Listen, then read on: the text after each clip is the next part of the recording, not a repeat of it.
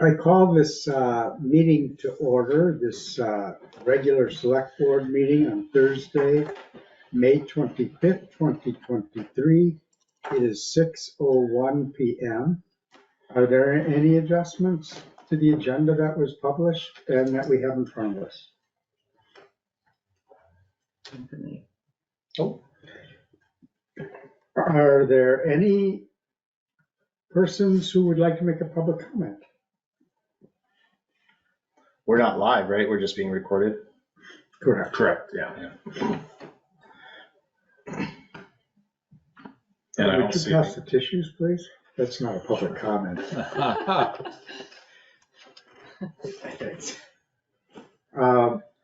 Hearing and seeing none, let's move on to the first item on the agenda.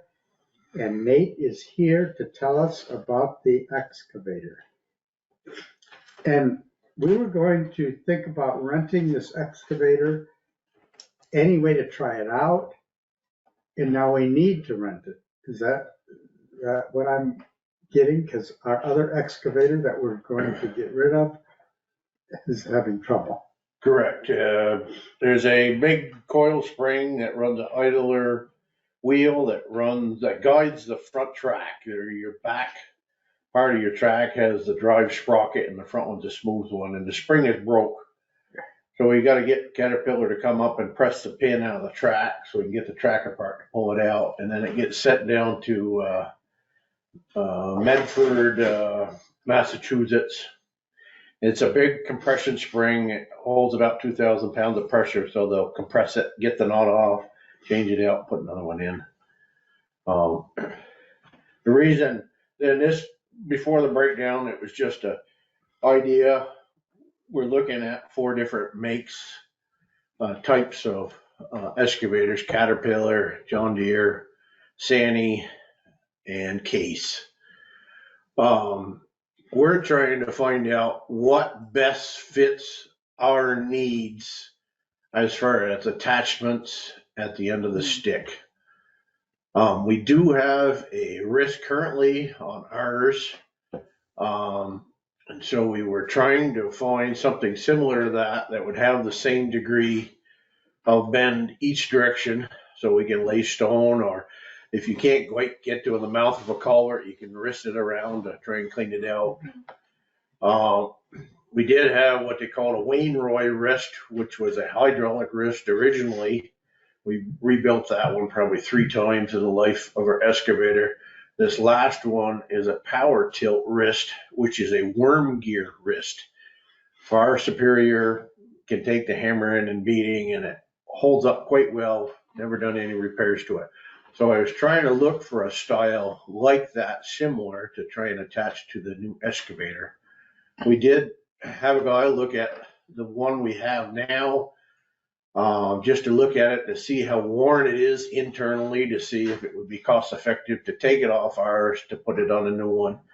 He says this manufacturer, Power Tilt, is no longer going to make this style, and they're going out of business within 6 or 8 months. So I was trying to look for another manufacturer that made a worm gear wrist.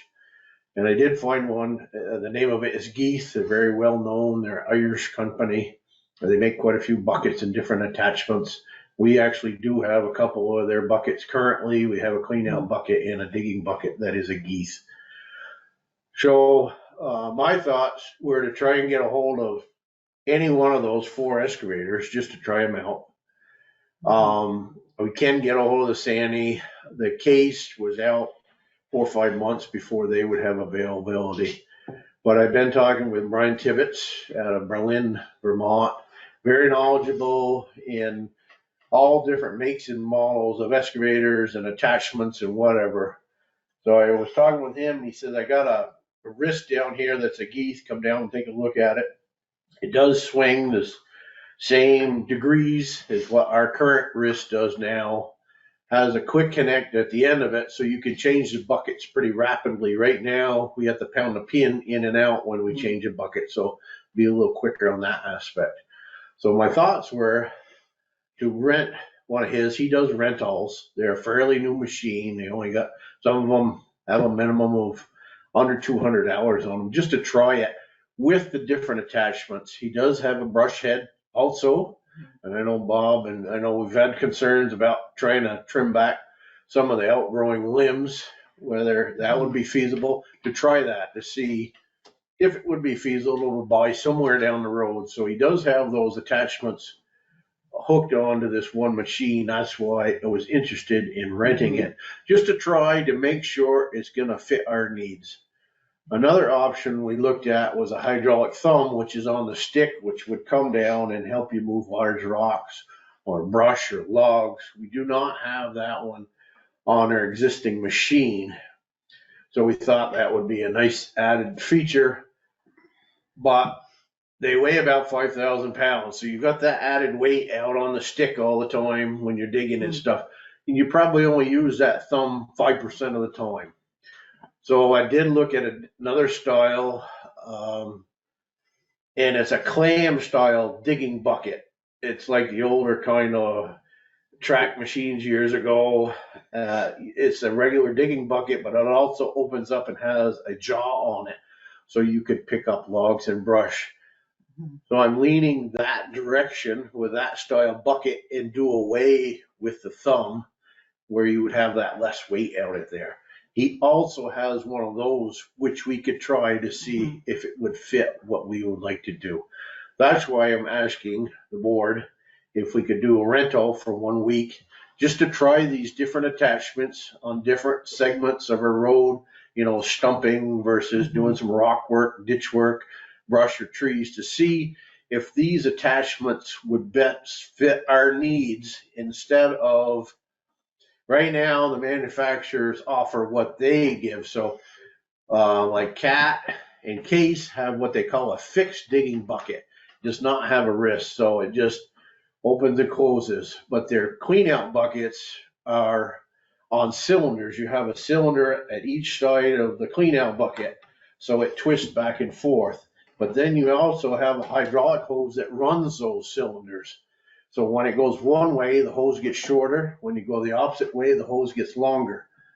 Well, when we're in and out of brush, I don't really like those hoses exposed, because it's that much more of a chance to get it caught. Where the worm gear is all internal, go into brush or whatever, it doesn't get caught up. That's why I would like to try these different features, just make sure that it's gonna fit for what our needs are for a town. That's why I would like to try the rental. And the rental machine I could get from him is the same exact size we have been looking at through Case already. So we would know what the pros and cons if we tried it. And Case doesn't have any available, right? No, not as loaners right now. But Case would have those attachments that you're going to. Well, that's what I'm trying to do. I'm trying to do the 4 manufacturers, get the same weight of machine, same things that we need on the machine. So when we do this bid process, I'll have them bid a bare machine without anything on the stick. And then the second bid would be the same machine with the attachments I would like to see on the stick, to see how close they would be. Versus Brian Tibbett said he could order that wrist in that style bucket to see how close he would be, and possibly have him just plumb it once we get it. That might be cheaper yet. And he plumbs everything to the center of the stick. All the manufacturers plumb all their plumbing to the outside of the stick, so it's always exposed to brush and stuff. If you can plumb it center-wise, you'll never ever replace a hose, you know what I mean? There's less flexibility, so it's not flexing back and forth quite as much.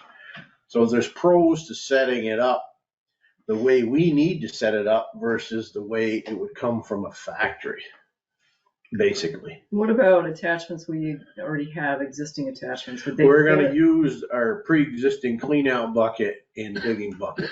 We need to widen ears. All the newer machines, the stick is 10 1/4 inches. The old style is 8 3/4. So we just take one of those ears on the pre-existing buckets, take them off, cut them off with a torch and re-weld them. And then you gotta have a little longer pin, but they're still usable that way. And that if we're going to sell the old excavator, it doesn't pay to sell it with some of those attachments. Correct. We have multiple ends. Some of them we'll keep, but we'll sell, like we have the pre-existing wrist, which we know is going out of style within 6 or 8 months, and then we'll put a bucket on it and sell it with it. So it's complete when we do sell it. Mhm. And either each one of those manufacturers would buy it from us, or we could sell it outright. We've had several people interested. So we have a couple different routes we could go when that comes available anyway. Mhm.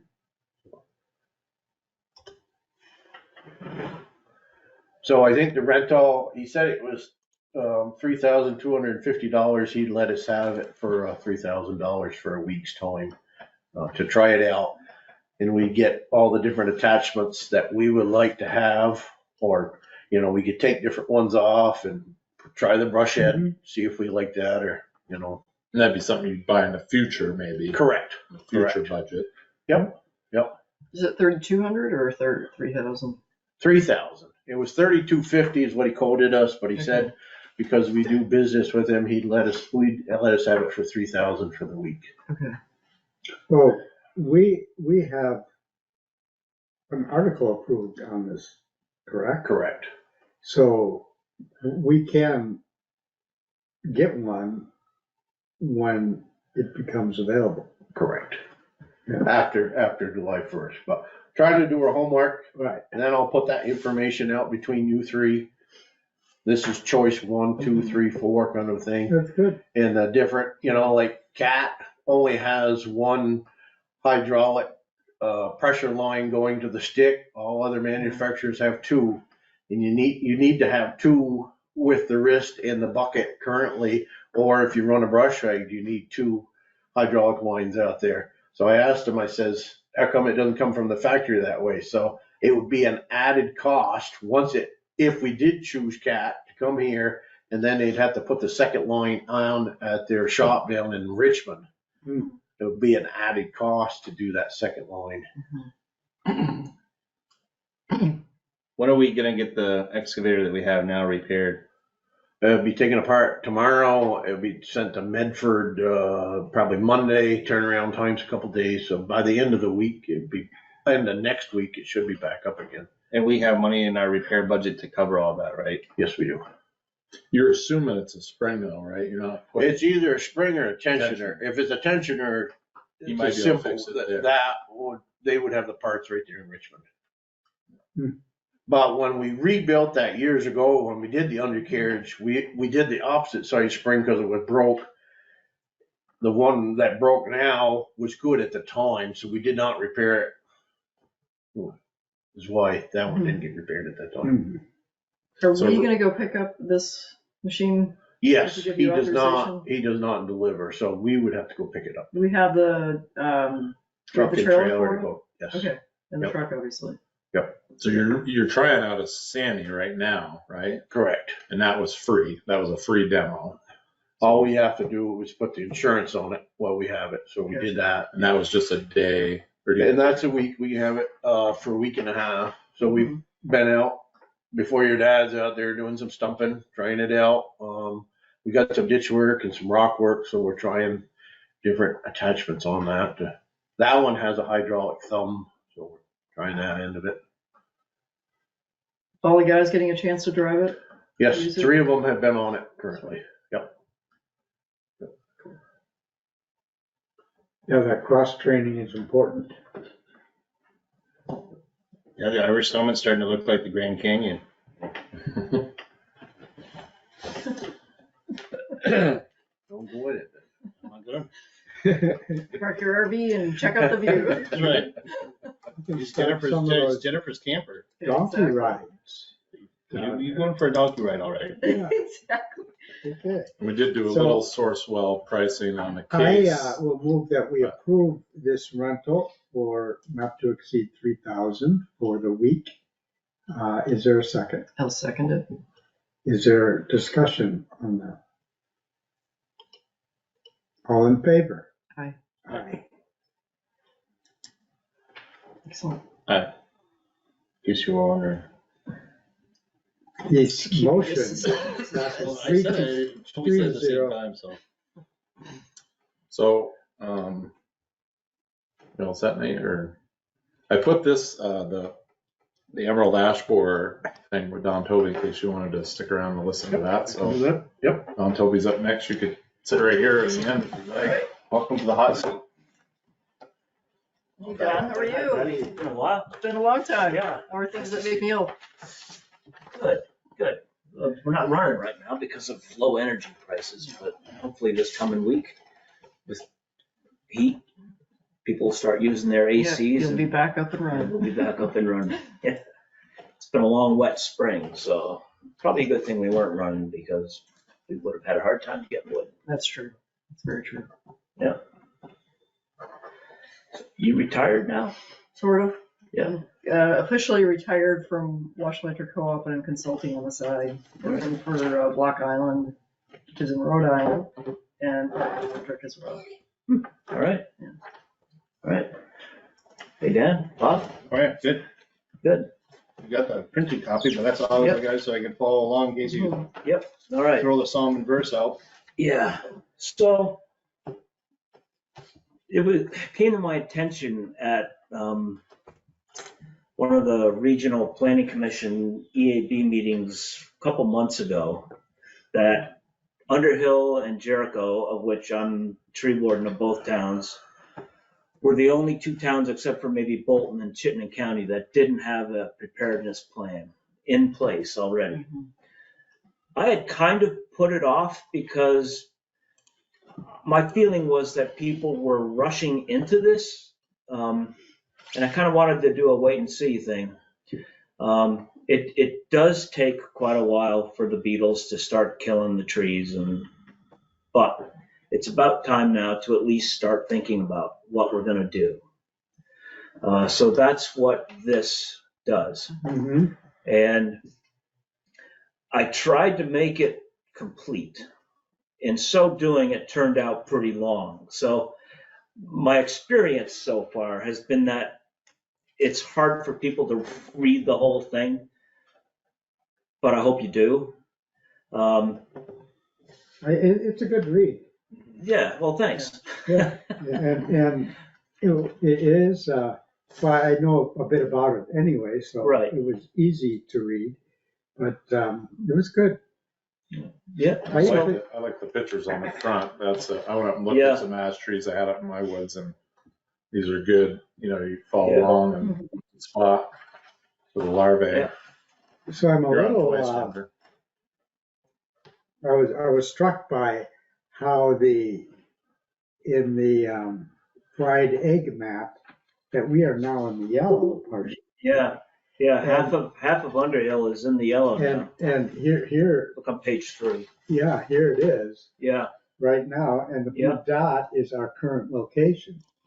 Yep. So Hmm. that is coming from the range. Mhm. I looked at it this morning.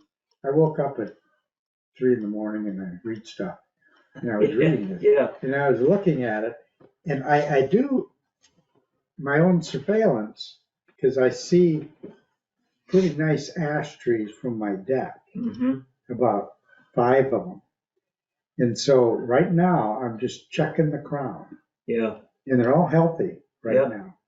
But so maybe you could say what this yellow means for people, for the public Yeah. record. And I know that it doesn't mean that the borer is here. Right, It's so- in an area. yeah. The yellow line, yellow circles are a 5-mile radius around a known infestation.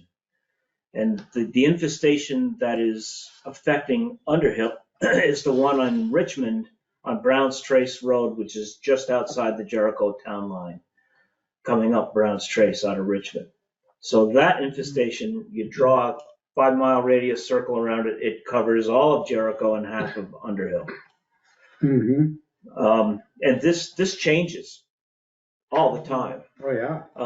And that is why I included the link to it. So if people are reading this, they can click on that link to the map Mhm. Mhm. and see on their computer or device any changes.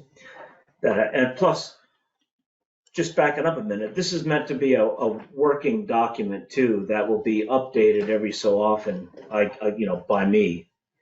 And there's plenty of things to update. That map is updatable. The inventory, which we haven't done yet, I've started the ash inventory. That information is updatable. The costs. So you probably choked a little bit when you read what the costs might be to the town. I gave a range, but that is just based on inventory, a small inventory that I've done in Underhill so far, but also based on some of local, regional inventories that have already been done, like Richmond had one, and I noted that in here.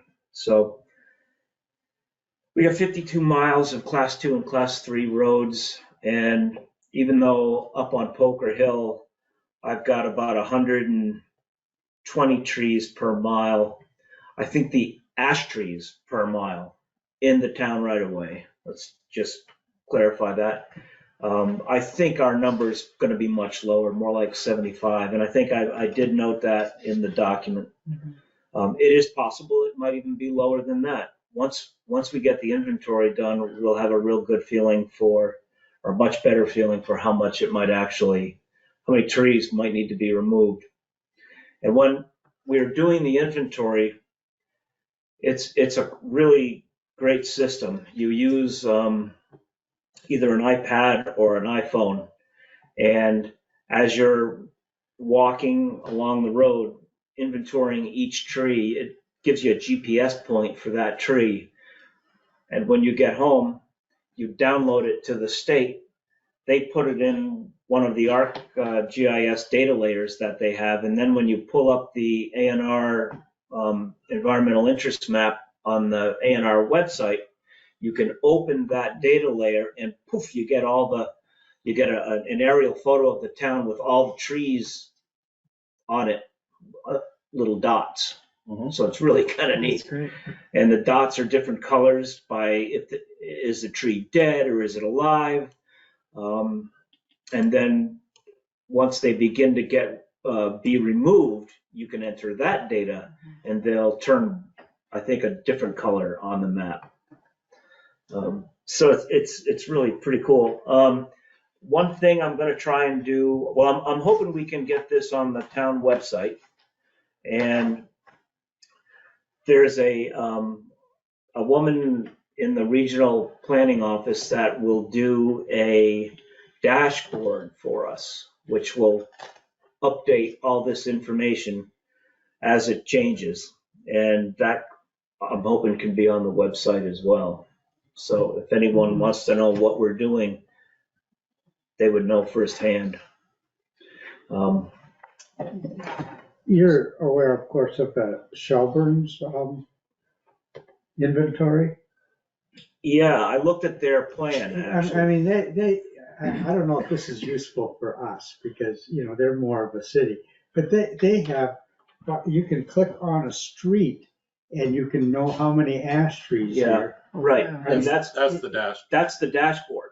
Yeah. So we can have that. Yeah. That would And be, she'll just do it for us. It's not like it's gonna cost us. yeah, I anything to have know, to do that. they're very, Yeah, like here's, I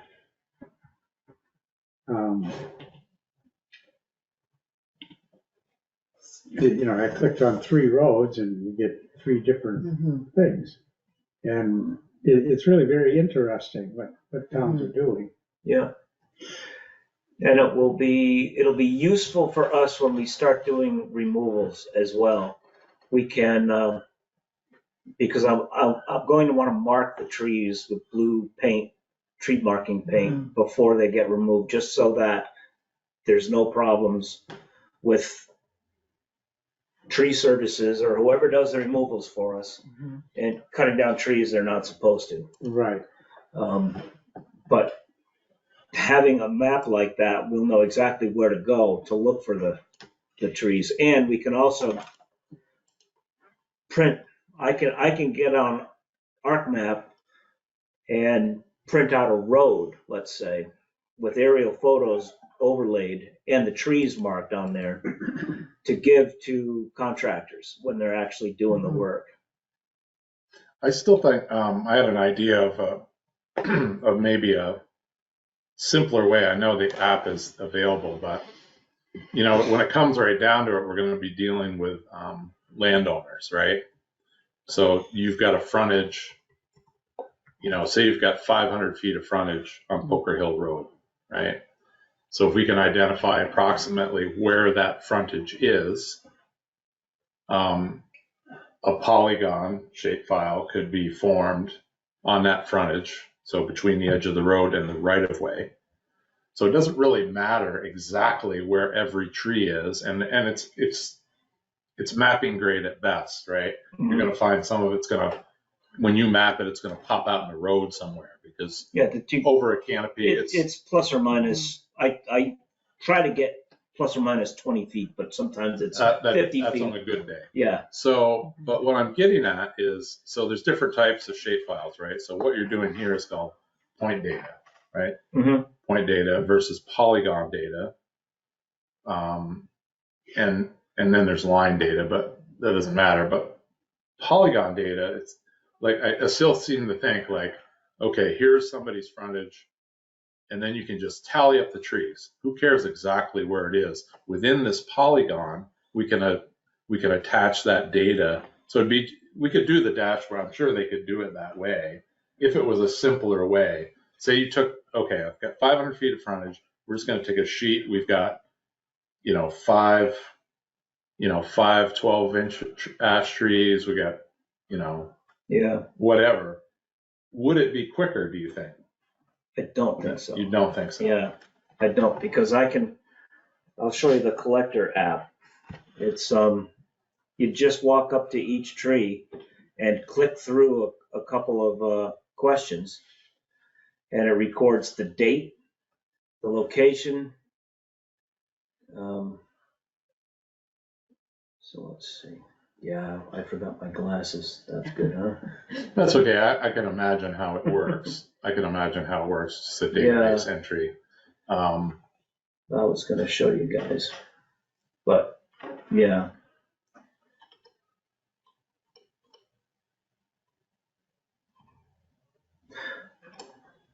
There's a section of Poker Hill. You can see how it looks with the aerial photo. And the trees show up as green dots if they're alive, red dots if they're dead.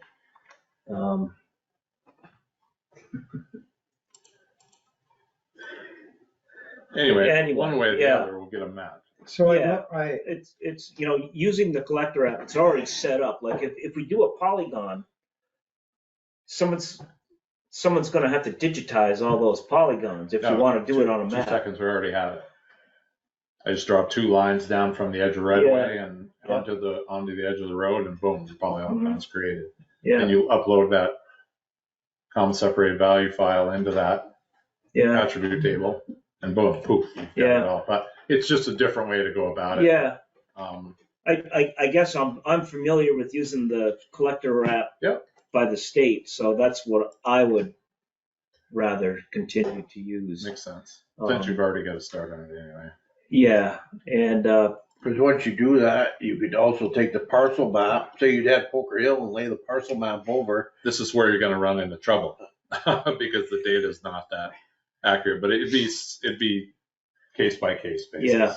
Yeah. You'd basically, in the end, you're going to be trying to negotiate with all the landowners, or you probably have to hold say you wanted to eradicate a 2-mile section of Poker Hill of ash trees, you're going to have some kind of a public hearing. Sure, I would think that. We'll have to notify all the landowners, who have ash that might be affected, just to make sure there's no real, disagreements. I know that they didn't have those meetings in Worcester, Mass. when they were dealing with the Asian longhorn beetle. Yeah. Because folks would trees that were in their yard, they would go to work and they'd come home and they'd find they were gone. Yeah, I mean, it was kind of an emergency situation. well, it was, They- yeah, They had to remove all of the hardwoods, the maples, Yep. the birches. right.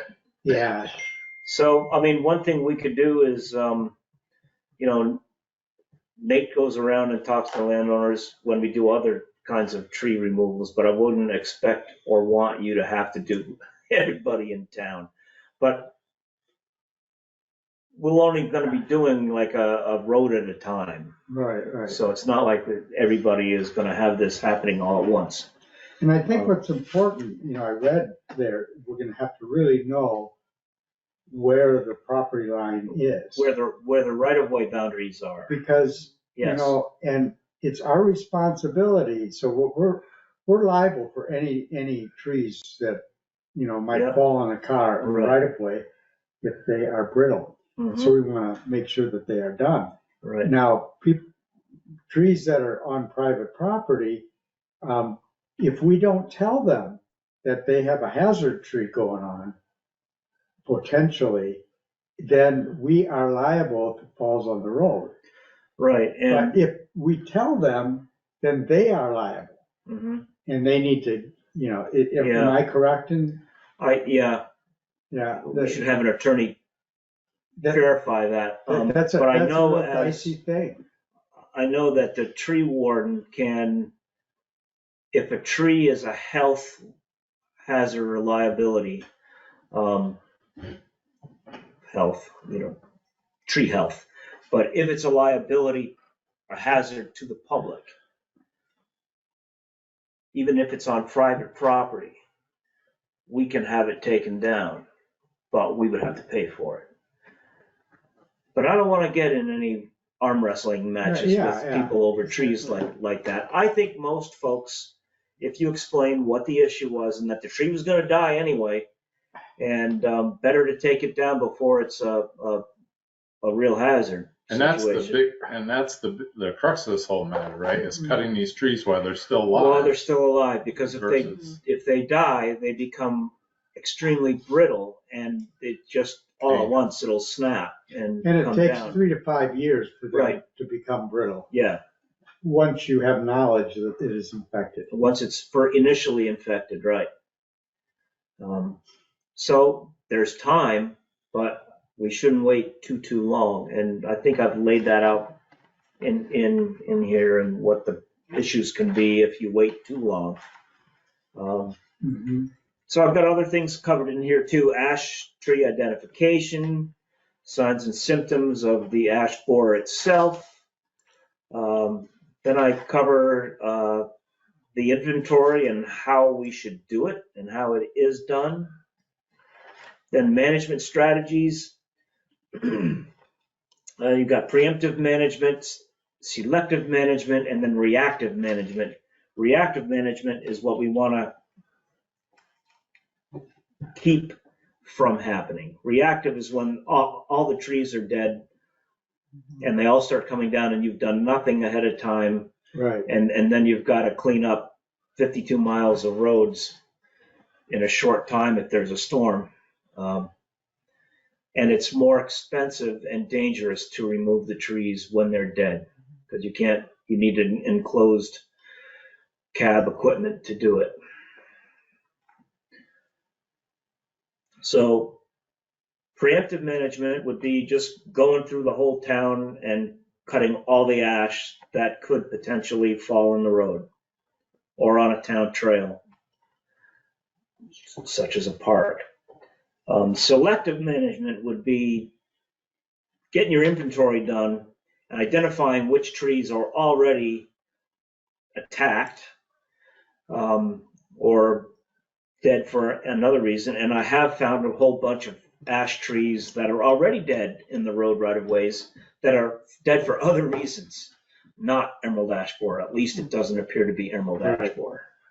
On Poker Hill, there's a whole strip by the Weir farm where at least half, maybe 2/3 of the ash trees are already dead. And just in the last couple of years, I've looked at those trees. I have not seen any signs of emerald ash borer. So it might be there, but it's not clearly evident. How would you know best after it was cut and then you peel the bark back or Yeah. something? Yeah, Sure. one of the things is the beetle attacks the crown first. Crown for. So unless the tree is cut down and you can really look closely at the crown, it's going to be hard to know. But once the beetle's been in the tree for 2 or 3 years, you are going to start seeing branch dieback. The tree will get epicormic shoots on the lower stem, lots of little green shoots coming off the main stem. The bark will start to peel in places, and woodpeckers Yeah, you'll notice will some come in blonding. and start, right. So the woodpeckers start pecking at it in the winter, especially looking for those larvae, and they cause the tree to have a light blondish brown appearance, so they call it blonding. And I haven't really seen much of that. So I don't think it may be here, it probably is here, but I think we've got plenty of time to start, acting on this. You had traps at one time. Have you discovered any of the traps? Oh, no, there hasn't been any, and the USDA gave money to that program. They cut that off 2 years ago when it was confirmed that it was here, so why spend the money to do that? So I stopped, I was hanging traps various places in town, and up on Poker Hill and in the park, those Yeah. 2 nice ash trees by the United Church. Yeah, But, as nothing, in those trees that are by my house, I'm surveilling the crown already, and starting to leaf out, and I'm seeing pretty healthy trees. And they look healthy from the bottom too. 3 or 4 of them are right in Green Mountain Power Land. yep, so, And yeah, I'm glad you mentioned that, because I had kind of spaced on that, but another reason I wanted to wait, I want to wait for the power companies to come through and take the ash that are in their right of ways. And the co-op has been doing that. They did it on Poker Hill 2 summers ago, I think. Or was it last summer? Anyway, they've done their right of way up there. Green Mountain Power has been doing some of their right of ways. And a lot of these trees are also in the town road right of way. correct. And so, that makes it a little dangerous for us to try to tackle it. Mhm. But in addition, the power companies will come and remove those trees. So that will save us, the town, some money in removal and not having to remove those trees. What about the telephone company though? Telephone company doesn't care one way or the other. And there are places such as Poker Hill where the telephone lines are on different poles than the electricity lines. And they're right on the edge of the road. And they're right on the edge of the road and they're low. But So what happens, this makes it complicated for us if we have to get bucket trucks out to take down trees in their right of way. yeah, This is something the legislature needs to get involved in and force utilities to take care of their right of way. Well, Right. the electric utilities are, the electric utilities do, but the telecommunications don't. right. And the telecommunication lines they don't short when you hit them with a tree branch like the electric lines. So I wouldn't be quite as concerned having the guys, But they're still Remove low trees. and they're in pretty Yeah. poor condition. And yeah, all of a sudden now you're taking trees down and one of their wimpy pole snaps. yeah. Yeah. I just, It's Well, something that maybe should, when they come out and repair lines enough, they'll want to do something about it. I think as part of the inventory process, we should really identify all of that. okay, so So the in the inventory- collector app, you can identify, you can state, is it a town right of way, is it the power line right of way? And there's also a comment section that you can put comments in, and I've done some of that. Because that way we can really quantify how much of that Yeah. is the telecommunication space. Utility space, I agree, the utilities are on it. for Yeah. taking it down Yeah, because. no problem there. Yeah. Yeah. It's the Both telephone. VEC and GMP are Yeah. on that. Yeah. But tell us if it's a 10% problem, 5%, 1%, Yeah, where the telecommunications it's on its own pole. 'Cause or if is it's- on its own pole away, yeah, And then It's- it goes underground and then it pops back up and it's all over. the place. yeah. So, yeah, we can make a note of that in doing the Mhm. inventory and at least try to get a little bit of a handle on how many trees that might actually be. And also, in the inventory, there are cases where there's an ash tree growing in the right of way, but for whatever reason, it's leaning away from the road.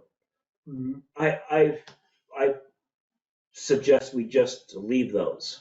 Hmm. So, my thought is we don't need to remove every ash tree, Right, but certainly some of them, well, most of them are gonna need to be removed. Mhm.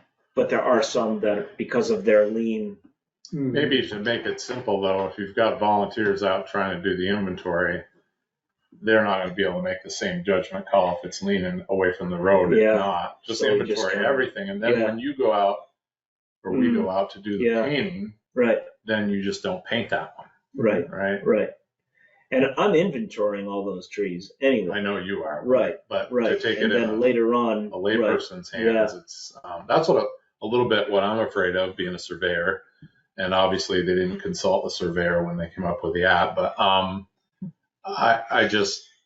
I see how things can go wrong, but we'll do the best we can. We Yeah. gotta start somewhere. The inventory is right, fundamental, right? yeah, To do. yeah. I kind of have to do that before we go any further with anything.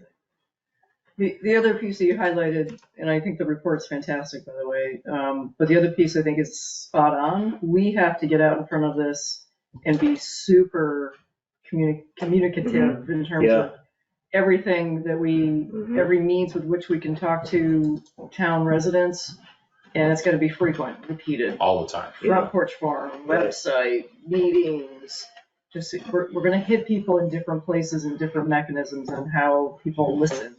John was there for Green Up Day and we had pamphlets out, Mhm. so. Yeah, so that kind of thing is great, but Constant not communication. many people come by, but still you get some.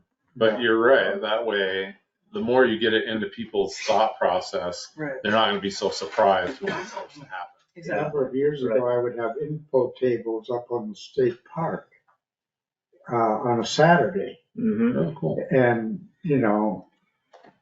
in some cases though, English was a second language up there. Yeah, So I yeah. don't know how much, but people came by and Yeah. they asked questions. I had lots of handouts. Mm-hmm. Yeah, that's the kind of thing we need to sort of step up once this process actually begins. Yeah, and people start taking it personally and get interested personally. Yeah, And I would urge people to not preemptively say, oh, I better cut all my ash trees, because there may be an ash tree that doesn't get it. It's rare, but there are Right. lingering ash yep, that are strong enough to withstand, and those are the ones you want to keep around. yeah. So I make a mention of that in here Mhm. as far as, because people have already called me and said, oh, I have 40 acres. Do I need to go through my forest and cut all the ash? And the answer is no, you actually shouldn't. Because 5%, give or take, will not die from the emerald ash borer. So we want to make sure that those can pass their genetics along.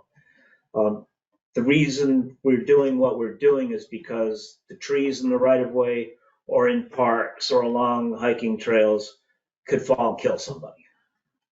And we can't take a chance. We can't leave them all Right. and say that, well, we're going to leave them because Yeah, 5% are going to live. It's too much of a risk. Mhm.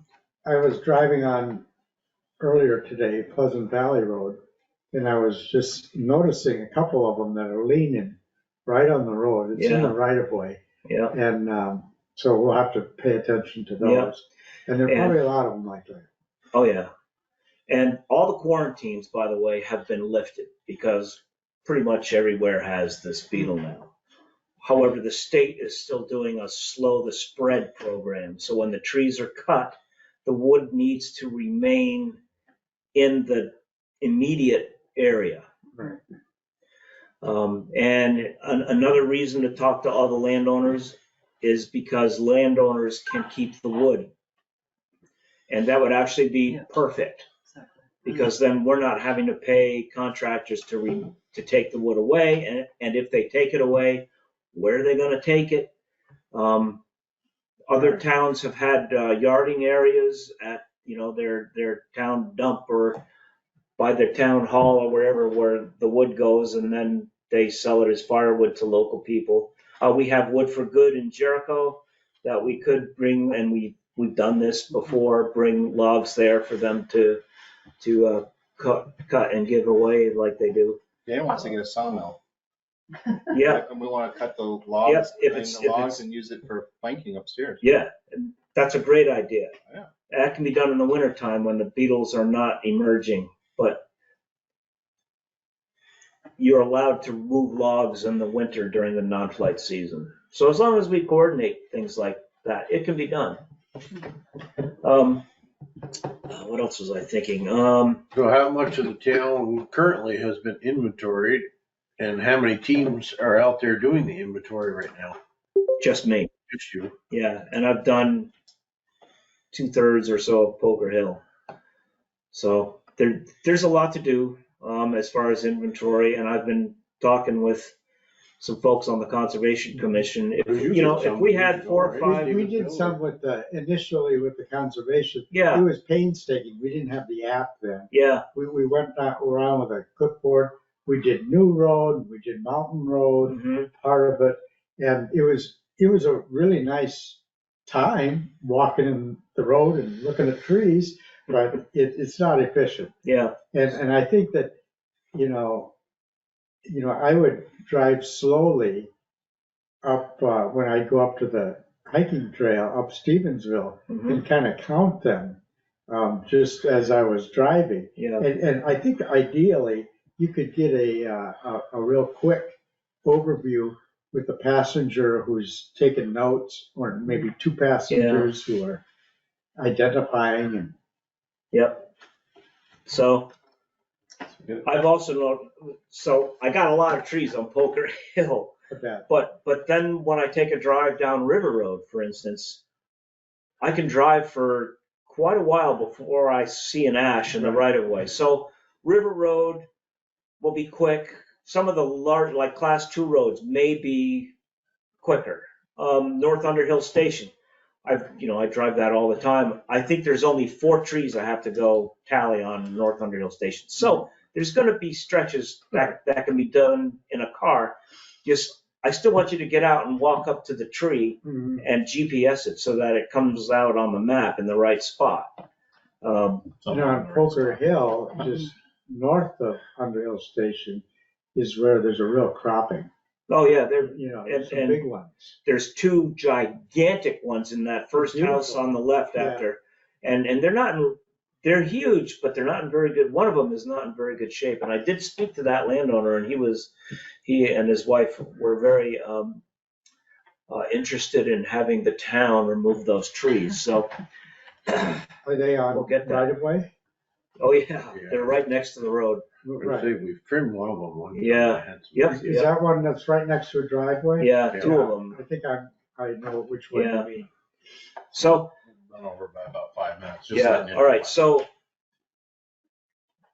besides cutting, trees if we decide we have trees that we want to keep, like the 2 ash in the Veterans Park and the 2 or 3 by the Historical Society building up here, we may decide we want to keep those trees. And they can be treated with by a licensed pesticide applicator, and it's about $100 per tree, and it needs to be done every 2nd year, maybe every 3rd year. There's still a little uncertainty there. So the question is, will that need to be done in perpetuity? I mean, are we just throwing money away? if we treat the trees for 6 years and spend $300 per tree, and then the next round of select board members decides we're not gonna do that anymore, then we've wasted all the money that we already spent treating those trees. And Don, do you know the pesticide use? Are there downstream worries with that relative to water? They're in here. So will they contaminate wells? No, and it's not like a spray or a ground drench. It's a stem injection. Okay. So there's no chemical that like gets out into the environment. Okay, that will be important information. Yeah. To make sure the community is aware of. Right, and you just mentioned pesticides, Exactly. and you get a lot of pushback. So Mhm. I don't really want to do much of it, but I think I would like to have you guys agree that we need to treat those trees, those 4 to 5 trees. I want the 2 that are in the veteran park, down by Park Street. The frost last week killed all the leaves on those 2 ash trees. Drive by and look. It looks like the trees are completely dead. They've just turned brown. Frost killed all the leaves. I think they'll come back, but it's this kind of stress that can push them over the brink and kill them. But if they leaf back out, which I think they probably will, we need to start treating them. If we're going to treat them, we need to start this year, because the treatment needs to start before the beetles infest the trees. And those are 2 of the nicest trees on that little green there. Right. Well, I think that this is a topic that we'll be bringing up in the meeting in the future a bit. Yeah. So maybe this is good for now. Right. I think this meeting was just to have you guys agree to adopt this as the working document, and agree that we'll put it up on the website, and we'll continue discussions. I move that we accept the document as presented and to make a copy available on our website.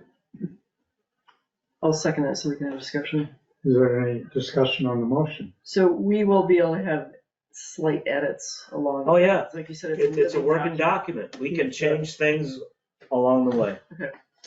Yeah, and if you guys have a chance to look at it again carefully and have any questions or suggestions, just email me. And we can update it at another meeting.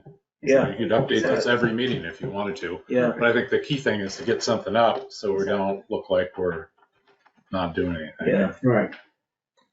All in favor? Aye. Aye. Aye. The ayes carry that motion 3-0. Nice work. All right. Thank you for taking the lead Yeah, on this. very, very good work. All right. Fortunate to have you locally. Yeah. Well, I'm glad to help. Thank you, Don. Thank you. You're welcome. Good to see you guys. Thank you. All right, 6:54. And the next thing is the Chittenden County Solid Waste District Board member and alternate. And this is the first time we've had all 3 of you here. So, and Paul Roos is here online. Paul Roos is our current board member and you're the alternate. Is that the way that goes? Okay. So Paul Roos is the board member. Dan is the alternate. But since it was only just Dan and Bob or Dan and Patty, we couldn't take up the business. But now we have all 3. So The 3 amigos are back in town. there you go. And Paul is willing to step up again. That is correct. I also serve as the chair of the board for the district. So while we have proportionally our vote is small, but I think Underhill is well represented. I have the executive director's ear and try to shape the activities and the direction of the board as much as I can while keeping Underhill's interests in mind. Excellent. I'd move Happy that to we, serve for another 2 years. I move that we appoint Paul and Dan, Paul as the delegate and Dan as the alternate to the Chittenden Solid Waste District. I'll second that. Is there any discussion? Do you want to be the alternate? You're good with that? Indeed. Excellent. Thank you. And this is a 2-year term, is that right, Paul, you said? I believe that's 2 correct. years. Mm-hmm. Thank you, Paul, for serving. Yes, absolutely. Happy to do it. All in favor? Take a roll call vote. Bob Stone, aye. Patty Richards, aye. Dan Steinbauer abstain. The motion is carried 2-0 to 1. Great. Thanks, Paul. Thank you, Paul. Thank you, Paul. Thank you very much for your support. You bet.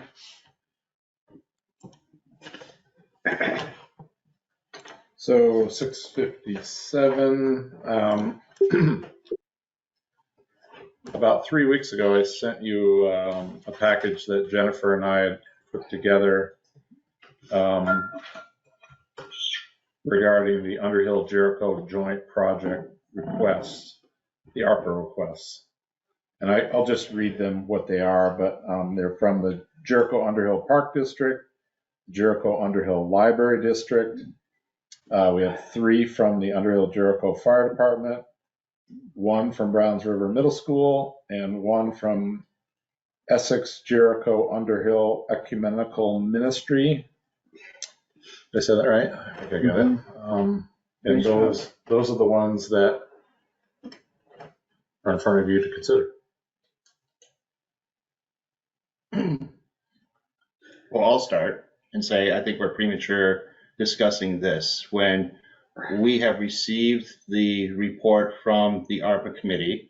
We've had public comment on what the committee has done, but we have not discussed that bit of business, the 3 of us, in open session at all.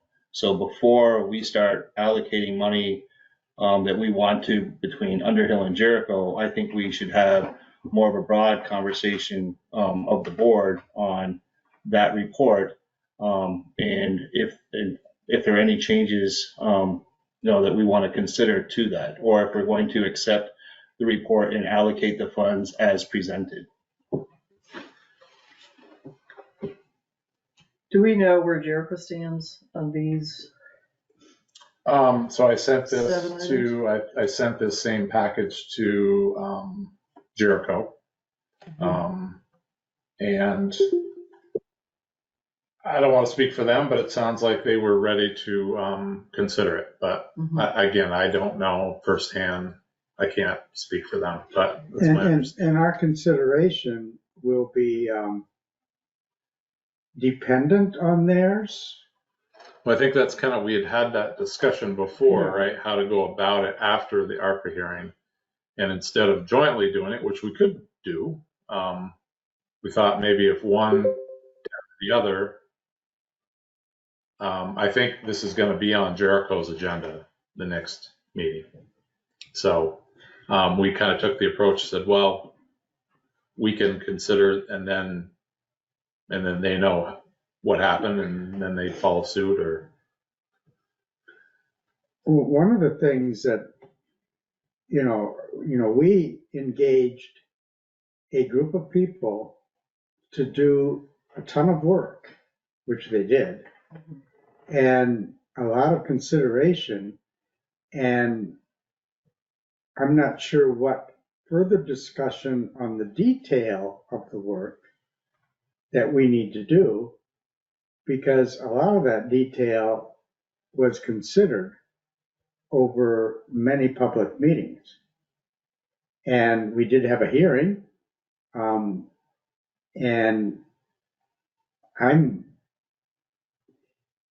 some of this is time sensitive, that, we really need to act on it. I don't think we want to spend meeting after meeting discussing, dollar amounts and validate projects when a lot of that's been done. And the need is there. We invited people in the community and parts of our town to request amounts of money. And they identified specific ways that would be appropriate to the mission. And I know that mission of ARPA changed a little bit, but, I think that, I don't want to disapprove of or micromanage what different departments and districts want to do with that money. But, I'm ready to move on it. Well, Dan, we asked that committee to provide us with guidance. And they have fulfilled their mission in providing us guidance and providing us with the information. I am appreciative of the guidance that they have provided to us. However, there are projects and there are things that the town of Underhill has not considered based upon that I feel they really should be taking a look at. And one of those topics is one that we just heard about just tonight, was the Emerald Ash Borer. We also have a town garage that has a roof that needs to be looked into and addressed. We have not considered, and we heard testimony from Kurt Johnson, that the Highway Infrastructure Committee did not participate in any of this ARPA dealing. So there are 3 examples right off the bat where we have not necessarily considered the town, in my opinion, the town's best interest. So before we spend money on things that we hold in joint concert with the town of Jericho, I feel that we should really consider some of these other things before we start, agreeing to this money. I'm not saying that these individuals are not worthy of the ARPA funds. What I'm saying is that we have not considered some of the other responsibilities that the town of Underhill, I feel, has and should be considering, potentially using some of this ARPA funds for. I think it's a good point, Bob, that you bring out, but I'm going to go back to the public hearing. Don Toby wrote in, there were a couple of emails that wrote in, expressed concerns about some other funding issues. To me, the Emerald Ash Borer is purely a funding operational budget thing that we should do through budgets. I don't think we should address that through the ARPA dollars personally. And same thing with the town garage, the garage for the road crew equipment. I think really that's an operational thing. I just want to give my 2 cents. And I'm going to go back to the work that the committee did in the public hearing. We had a lot of feedback from the public hearing, which I thought was very valuable.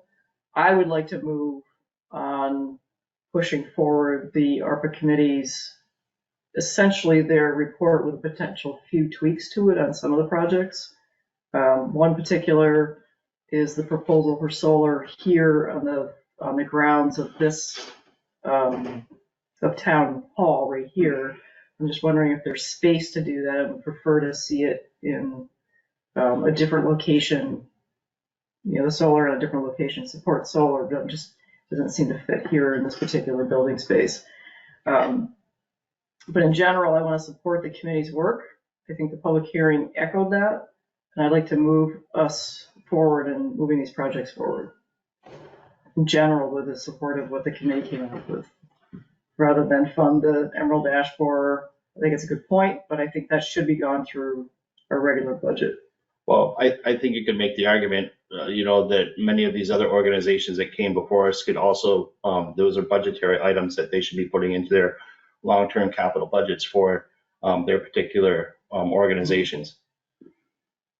They are absolutely no different than the town of Underhill's interests in my mind.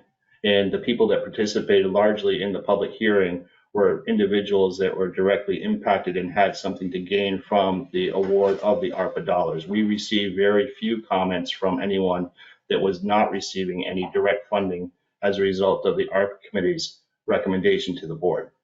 So the people that were receiving or potentially receiving funds were absolutely there to support the town moving in that direction. But out of the handful of people that did participate, there were very few that I took testimony or took notes from were not directly impacted by that. Rather than, we chose one specific area because of its importance and its coordination. Because, we want to give the town of Jericho some guidance as they do us. And these are obviously,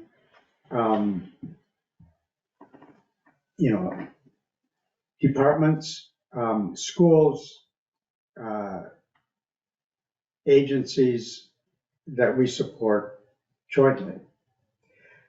Just for the sake of order, and so that we can focus and not go all over the map, I'd like to make a motion to approve the spreadsheet for the joint projects with Underhill and Jericho as presented.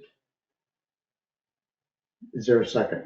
I'm not sure I understand the motion. Well, just what you see, that we approve. To approve these funding it, amounts. to approve funding it Yeah, in one batch versus one at a time. Well, the difference, I think what Dan is trying to get at, and I'm not advocating one way or the other, I'm just saying these are the joint requests. So they're different from all the other Right. requests that we received. So because they're requesting 38% from Underhill, 70 or 62 from Jericho. But you're saying approve the request, approve these the dollar requests request. so that we can communicate with Jericho. Yep. If we choose to approve them as a board, Okay. that, we're on board. Are you on board? And that way we can have some sort of a sense of unity and give some of this stuff on the road. I'll second that motion. Now let's have discussion just on what's in front of us. Not the whole ARPA project, not the process, but these particular projects. To me, it doesn't matter whether or not the town of Jericho funds the proposed dollar amount that the different agencies are requesting, because I have absolutely no control or say in what others do. I only have influence and control over what I do. And I represent 1/3 of the members on the board and the people of the town of Underhill. So if I want to give X amount to the Brownsville Middle School or whatever project, if the town of Jericho wants to give the other 62% or whatever the percentage is, that's fine. But we've already allocated, this is how much we're willing to give. Mhm. And if you get your money from a different source, that's on that agency or that individual or whatever to come up with the remaining balance due. If you don't come up with it, then perhaps maybe we don't give that money. But it's, I don't know if this money is contingent on these organizations spending exactly on what they said that they were going to spend that on. And then what proof are we going to see that they did spend it exactly on that or not? I would think that there would be some dependency on both boards approving the same thing. And maybe the request would be reconsidered or go away. For example, the library. How do you put in 38% of an HVAC? Right. And some of this stuff will have to be negotiated by the agency. All we're saying with our motion is that we're in on it for our 38%. And For that purpose. for that purpose. And, of course, if the purpose changes, I would appreciate, So what you're saying is that if we want to use that as the example, if the library says that the HVA system that they want to have is so many tons or whatever, make, model, whatever, and if there's any problems with them not being able to get that particular make and model, that they're going to have to come back to us? they would have to figure out other sources. or make it a part of their budget. But they at least have seed money to do what they need to do, assuming, you know. Well, It has We to- only it are has to- approving 38%. that That's what goes, we have that control. goes specifically for what they requested. Mhm. In my mind, it would be for an HVAC system, maybe not necessarily the exact make and model that they put in their proposal, but certainly they can't use the funds to redo the floor or put a new roof on. It would have to be for heating and That begs ventilation. the question, it's like, well, what if it doesn't come to that much money? What if somehow they decided it's a little cheaper and there's extra money laying around? Or there's, supply chain issues and they can't get the particular model or that they want, so, I mean, once that's gone, and maybe that's fine. Maybe we don't want to get into that level of minutia, regarding this, but we're approving based upon the request that they gave us. So if that's what the majority of, everyone wants to do, then go Can I ahead. suggest, I'm sorry, I didn't notice Jennifer had her hand up because I can't see her. But Jennifer could probably. is Yeah, the I person think to that the weigh in. committee has dealt with that part of it, and I'd like to hear from Jennifer, because I think we heard that in their presentation on, when we, have underruns or overruns even. Jennifer, please enlighten us. Okay, can you hear me? Yeah? Yeah. Okay.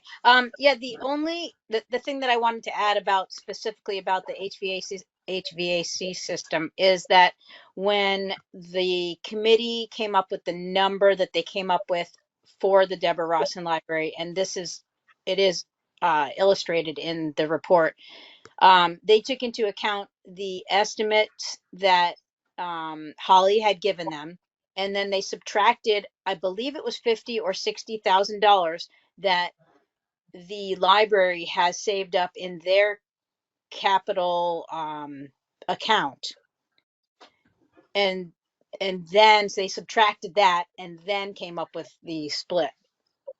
So the committee is, in their recommendation, is also saying, hey, we're going to give you, we're recommending this percent after you use the money that you've been saving and earmarking for this capital purchase.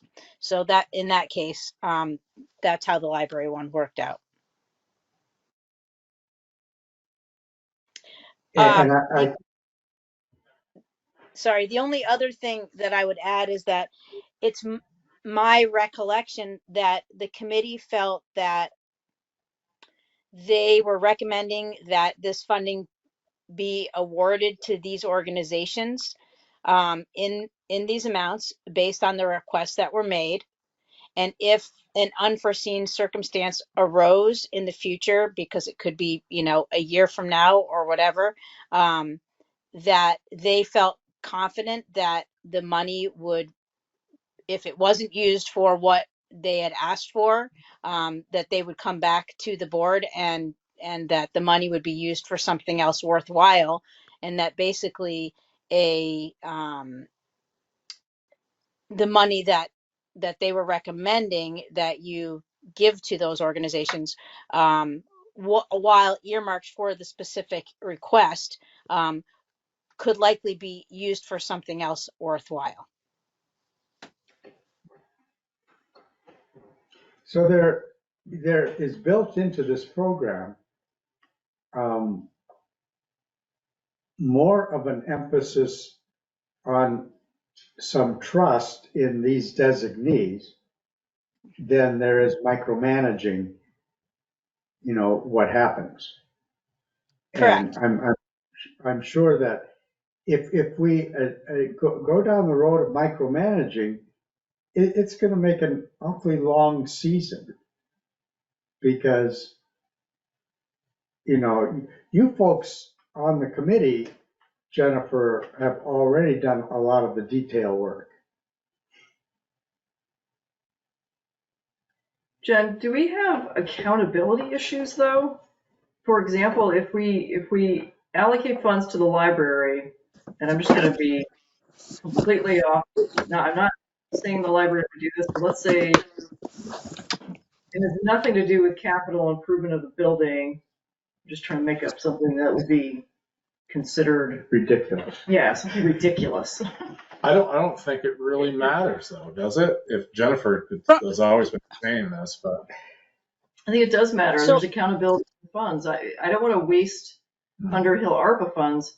It should have some strings attached. I agree it shouldn't be micromanaged to the point of that you promised this model HVAC system and you don't have that right model, that you're disallowed. As long as they're using it for the heating and ventilation piece related to the heat of the library, I think it passes the check mark test. But if it's used for something completely out of bounds, they're going to do some R&D on, I'm just really being crazy right now, medical drug testing. Like, that's not for the purpose of the ARPA funds.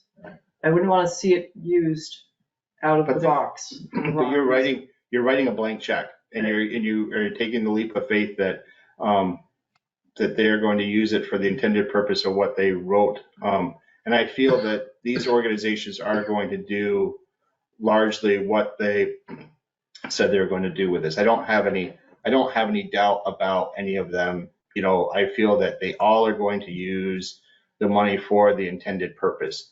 You know, and if they're not, then I would hope that it should go without saying that they would come back to us and have a discussion with both the towns of Underhill and Jericho. Because we have a long-term relationship with all of these organizations. So in the essence of trying to all live in the same community, I think that you know, that should go without saying again. Yeah, and I think that they have some investment in maintaining a good relationship with the town, and as well as some of the others, but we're talking about this now. But I don't think it's so much a blank check, because there's specific proposals that were approved and awarded, basically. And while we're not going to supervise that, we would hope that in the spirit of approving it, they are going to take that money and use it the way they said they are. now aren't they kind of on the hook too? I mean, I have explicit trust in all these organizations, but if they somehow misuse the funds, you know, there's going to be an ARPA audit someday. You know, they might come around and say, okay, it'll trickle down the line, and okay, the money went here, and now we're going to go here and see what happened to the money. I guess I'd like to add an amendment that we have before, that we all agree that in doing this jointly, that we come up with a legal document from our attorney, making that very clear to the recipients of any of these funds that what rules they have to play by, so that everyone is going into this with their eyes wide open. That we'll award this money to them, but these are the rules that you have to play by with the federal government, because I certainly don't want to get into a situation where, you know, someone misunderstood, you know, all the rules and regulations that are going to come along with taking this money. Or Jennifer has her hand up. Maybe there are none. I'm just gonna. And of course, this is the document we put together here is a complete package, and that's what you're basing your decision on. That's the only last thing I'd say. Right. Jennifer, do you have anything else? You disappeared again. I agree. I think the check should go out with a conditional, you're getting this money, you agree by taking this money that you're going to meet certain conditions relative to ARPA. And even if we can't spell out every single element of the grant, but they have some indication of that it has to be used for what they put in their proposal and what we're giving it to them. It has to be within the bounds of that. So I think that in principle, I can support what what we're trying to do as far as, you know, with both communities, but I would really strongly urge, and I am going to make an amendment, that we add to the motion that we have this reviewed by legal, and that a document be presented with the award that spells out what requirements, if any, that the recipients have to do in order for us to stay within the bounds of the U.S. Treasury Department as it relates to the ARPA funds. Jen, do you know, So do we have a second on that amendment? do you have to accept that as the motion, as the amendment? No, it's not a friendly amendment. He's making an amendment. I would have, So we have to second vote on the amendment before we can act on it. before we act on the motion itself. I'm in agreement, I'll second that amendment. Okay. Jennifer, Now, we can't see you or hear you. Can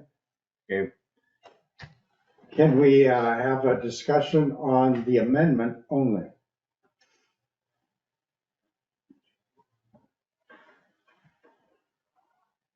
I'm not sure I'd want a detail on the amendment, and I'm not sure how detailed it is of the steps that we need to take, because we don't want to be encumbered by, you know, a process that is, you know, that we have to pay all kinds of legal fees for. If we have, you know, one kind of form, I could maybe buy that. That, you know, would be a legal kind of thing. Well, I certainly don't want to get into a situation where, well, you know, we discover that we did something wrong after the fact. So. I'm going to, Matt would like to say something? I'm not a citizen of Underhill, so. So are you addressing the amendment that we're Yes. talking about? I would just say that having the Underhill Jericho Fire Department, having been the recipient of quite a few federal grants, I think if you read the ARPA funding grant, that there are specific requirements in there that if you handed that document along to the recipients and said, here you go, this is what you have to meet, that it's all pretty much there. Yeah, I wish Jennifer. The federal government doesn't just Exactly. give money with no requirement. Right, so there's, So I think what you're saying, you're looking at, you know, what you requested, and you're saying that you've already seen this kind of oversight, that you're feeling as a potential recipient, that, you know, we gotta be the ARPA, accountable I think the somewhere. ARPA grant document may have some requirements as to proof of that you spent it on what you said you were gonna do. The only difference is it's kind of, this is such a weird thing because typically like Matt would get a grant from a agency, right? And then the grant, he'd have to follow the grant agreement, or the fire department would have to follow the grant agreement. This, we have the money and now you're passing it off to someone else. It's definitely something like we've never seen before. So I represent the Vermont Community Broadband Board, There you $250 million of ARPA funds. You know, we have more hoops and hurdles you have to clear to get the money than you would believe. But it's important because it's serious money. It's serious money for the state, But $250 million. And we have a laundry list checklist of what it can be used for, and accountability and reports and the whole use of the dollars. So you're saying This that's built in This already? ARPA fund is a subset of the full master ARPA. There's less rules, but there's still rules. There should be, we have accountability here. We can't just give out grant dollars and just say, go use them for, have an ice cream social. So maybe it does come down to acknowledgement form. Sorry about So that. point of order, I'd like to call the question. I think we all understand the motion before us, and I'd like to call the question. I'd like to move along. So the vote is on the amendment, not the motion, that we have legal oversight to the spending of the money. To come up, Am I, to come up with a document that would be provided for awarding the money to the following recipients so that the recipients know what requirements they have to follow in order to be awarded these ARPA dollars from the town of Underhill. Yes, they come up with the document. right. And have our legal attorney come up with that so that everybody knows, you know, if you're gonna accept the award, then you have to follow, you know, this checklist or whatever. Just a simple acknowledgement page of Exactly. we are giving you this, you acknowledge that. You know, have the recipients sign it, and then, you know, they have so many days, like we have to have all this stuff done by, I believe, 2026. So, as long as they have all of this stuff done, and they follow that document, we're good. If they Okay. don't, then, we're not gonna disperse the funds. Okay, all in favor of the amendment to have a document developed to support the grant? Aye. Aye. Aye. The ayes carry this motion 3-0. So now with the motion to adopt the chart as written, along with the amendment, that is back on the table. Move it. Call the question. All in favor? Aye. Aye. So for the record, I'm just going to state, so again, there were just approved, The ayes have it, Sorry. 3-0. sorry, I just want to get it into the record here that, and Donna has the document, but that we've approved Jericho Underhill Park District request for $16,340. The Jericho Underhill Library District for $44,556. The Underhill Jericho Fire Department, Reread the number. I'm sorry, did I say it wrong? 44,546. 44,546 for the library. The first of three Underhill Jericho Fire Department, one for $16,519. The second for $4,429. The third for $4,526. We have a request from Browns River Middle School, $2,803. And the Essex Jericho Underhill Ecumenical Ministry for $3,795 for a grand total of $92,957. And Donna has that, so she can. Excellent. All right. So, right on time here, sort of. Okay, just a note, because this was just one section of requests that we dealt with. We have a bit of work to do, and I think that maybe this first one was the hardest, and maybe having that legal oversight or document that is attached to each one. Same document, we don't have to have a different document each time. We'll make it easier, and I think that we need to knock some of these off. We have 3 meetings when all 3 of us are going to be here, I think, if we're going to be here in the next 3 meetings. I will be gone the 4th week in July, but we could get a piece of work done, and I would like to prioritize these in meetings, and maybe we can knock off a few next time.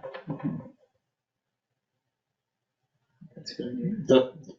The problem I'm gonna have, Dan, is that I do not necessarily agree with the ARPA committee's final recommendation, that I feel that there are other priorities. So when you go through and you piecemeal it throughout, at the end of the day, those dollars are going to, because there's X amount of dollars and we're taking money, minus from X, and how much money is left.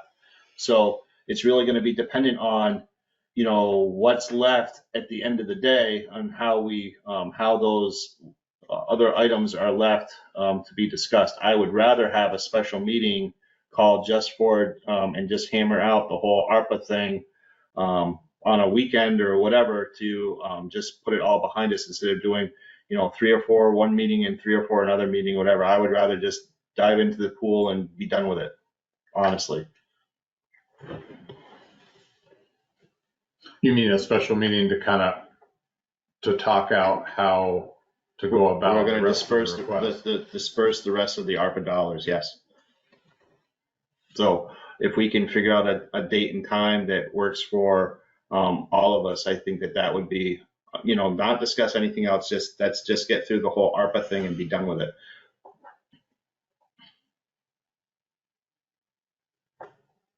You don't have to answer it tonight. I mean, think it over, and we can talk about it the next time we get together or whatever. If you And don't we wanna. can, and we can also take a couple of the priorities, you know, kind of the cream that has risen above, because the ARPA committee did their own ranking, you know, as to how that worked.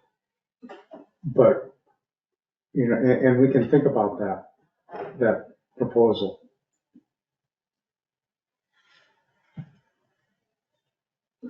Okay, so next on the agenda, and I don't know, And See the you later. Fire Department says thank you very much, and we will, Thank you. if we deviate, we'll have a discussion.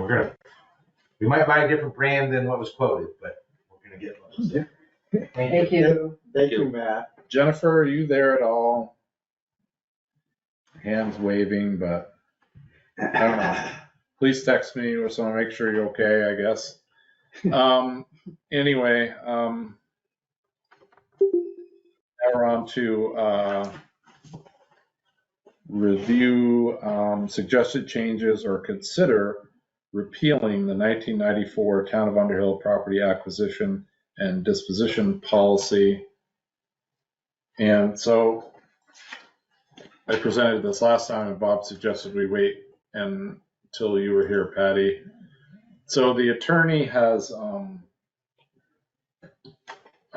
Dave Rue has marked up our existing policy. He feels he's pretty much butchered it. Feels that it's very, it kind of ties the town's hands. And when it comes to, you know, these matters, he searched, you know, as you know, they represent many towns in Vermont, and he did a search in many towns to see if any towns had such a policy, and they don't. Why this one came to be, I have no idea, but I'm sure there's a story behind it, like everything else. So he's basically saying you could do one of two things. You could take the recommendations that he's suggesting here, or you could choose to repeal the entire document altogether. And I wouldn't feel like you should be rushed to make a decision. Just put it on the agenda. We want to give the public, you know, not that this requires a hearing, it's just a policy.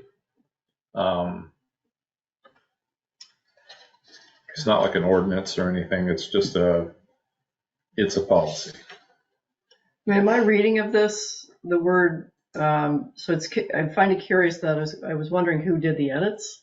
I find it curious that the attorney did the edits, because he uses the word convenience for the public good, necessity, and convenience of the town. I think that's a pretty arbitrary standard for taking of land or acquiring of land. Well, it's probably legal language. He's probably going back to statute somehow. So that word just bothered me. Convenience. Yeah, certainly get the public good and necessity. Certainly But understand there could be those. convenience. I know what you're The saying. public good is, you know, if we're doing something where we're taking land. Well, we're not acquire- taking or land. Maybe we're not taking is the purchasing wrong. land. Taking is the wrong Acquiring word. land. So there's Purchasing, a acquiring. different way. Yeah. Acquiring, unless we condemn something, but that's gonna be rare. That's Right, just convenience just sounds so flippant. I don't know. okay. Well, let's do this. But I just, these were my thoughts as I read this. Right. Why don't I just mark down your thoughts? Yeah, I think it's fair to.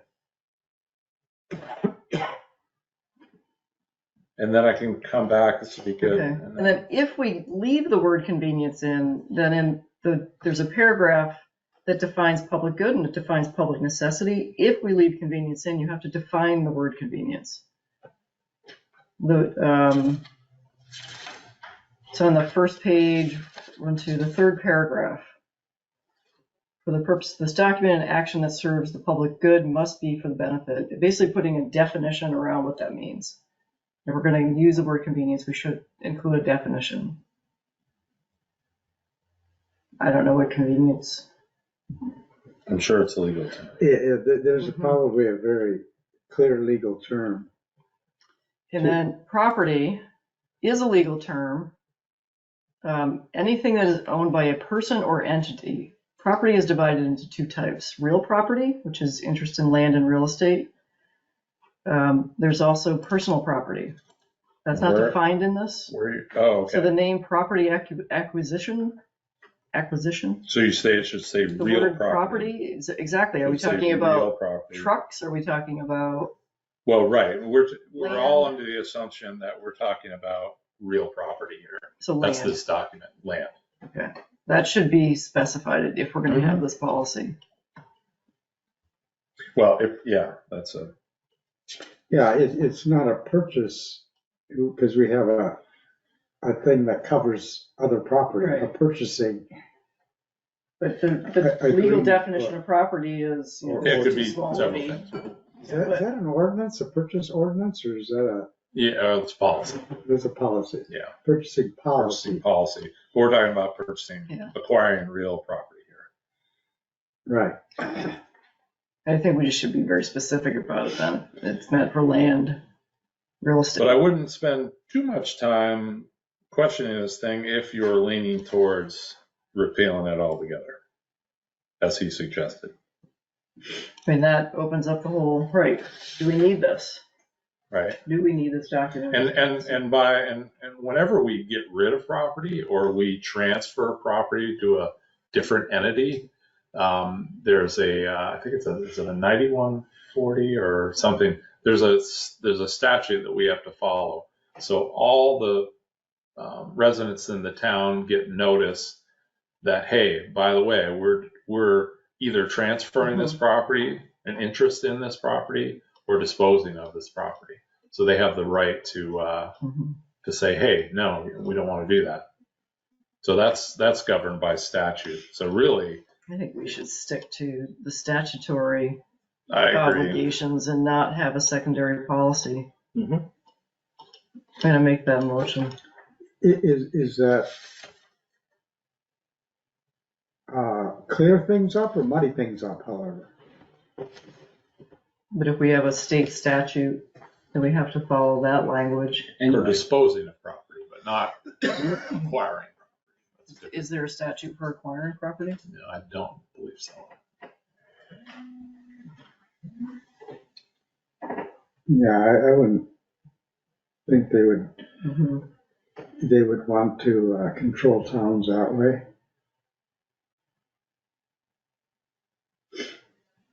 Jennifer's okay. Okay. Did you fall off? Side splash on her. Exactly. Did a bear eat you? We thought of Sam Squanch, gotcha. Sorry, that's a Trailer Park Boys joke. Squinch. Anyway, so I'm more than happy to get some more information for you, but you know, it has been on the agenda. What have we had it on the agenda twice now? 3 times.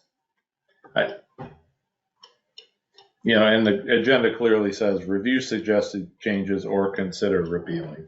So Do we have any history of where this Came from? policy has worked well? And some things that says, uh-oh, we missed something? That would be helpful because, you know, obviously we're changing it and we're updating some language. But has the policy been a good thing to have at different times? Or is it just something that all towns should have and we're just having it? The only one that probably would be able to answer that is Margaret's no longer with us, right? And George is gone. So Chad's the only one that's left.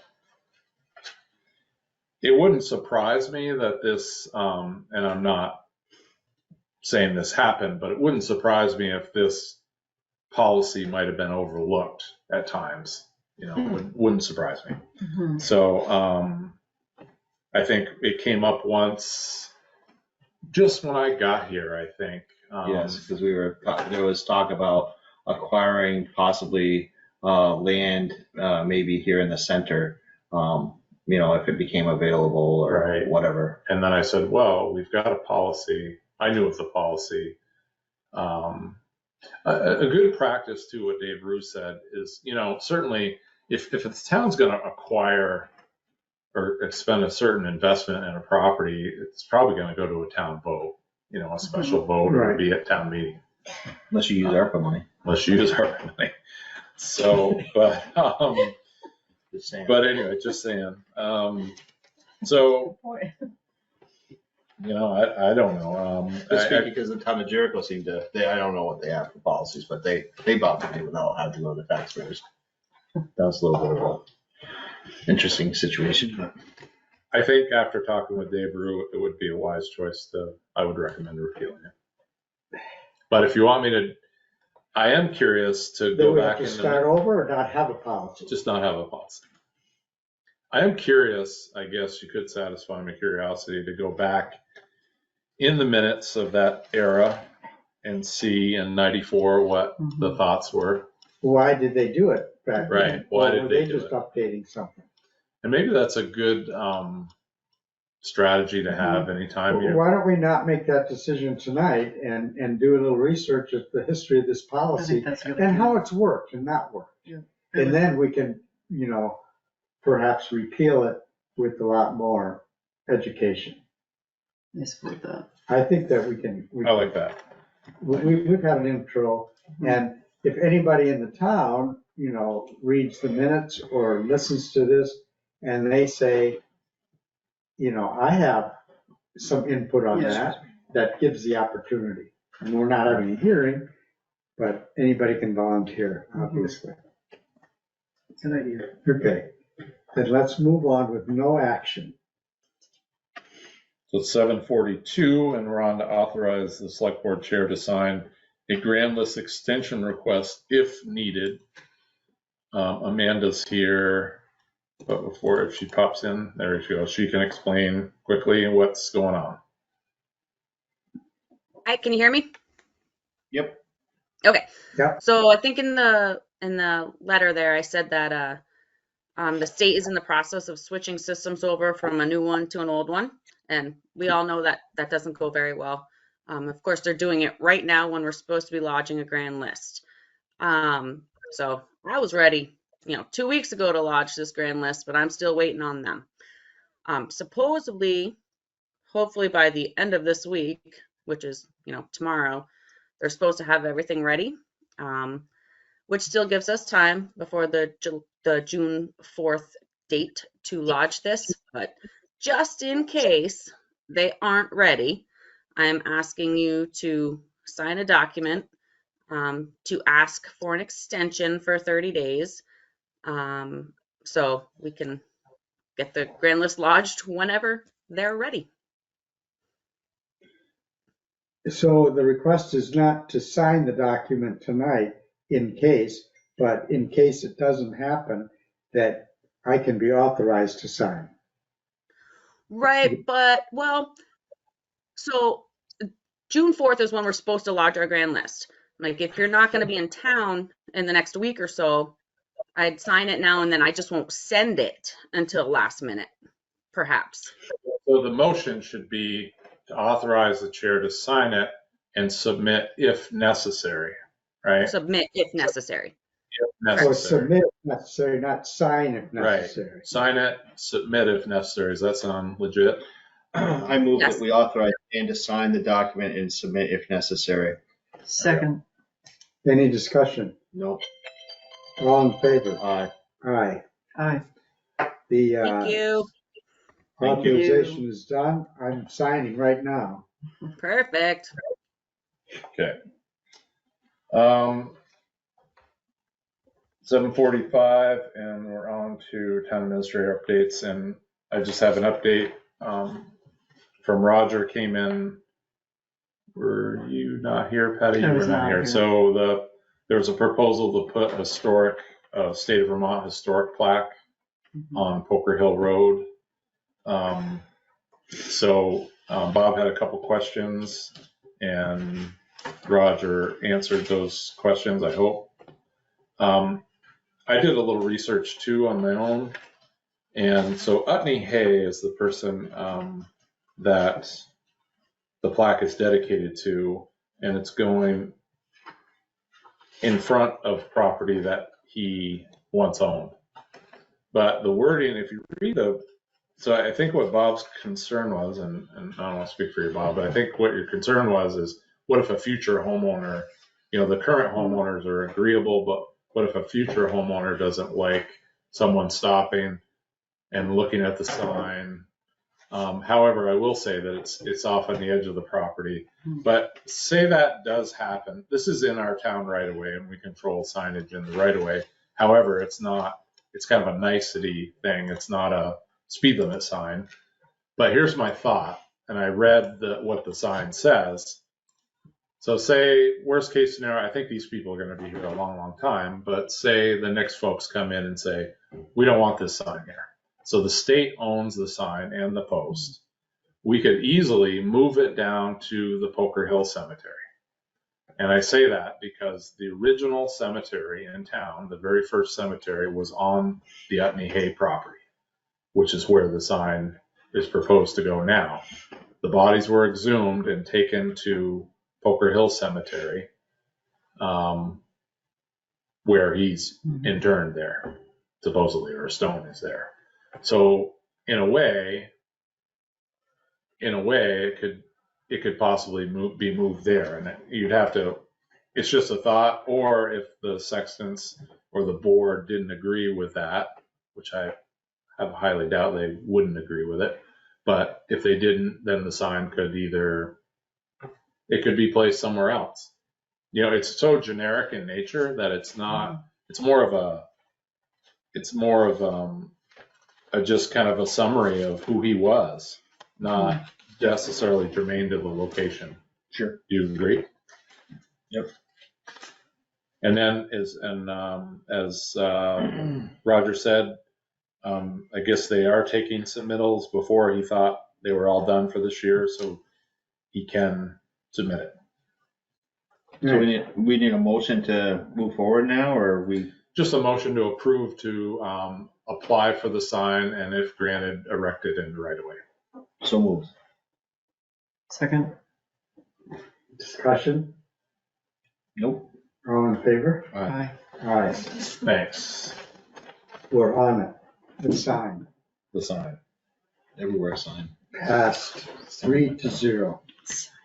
So Andy had reached out to me about the AEDs, and I didn't realize that Jennifer, and she's here, Jennifer can hear us now, had been working on some grants for AEDs, but Andy at the fire station reached out, and he has an opportunity if he can get a certain amount of people together to buy a bulk order.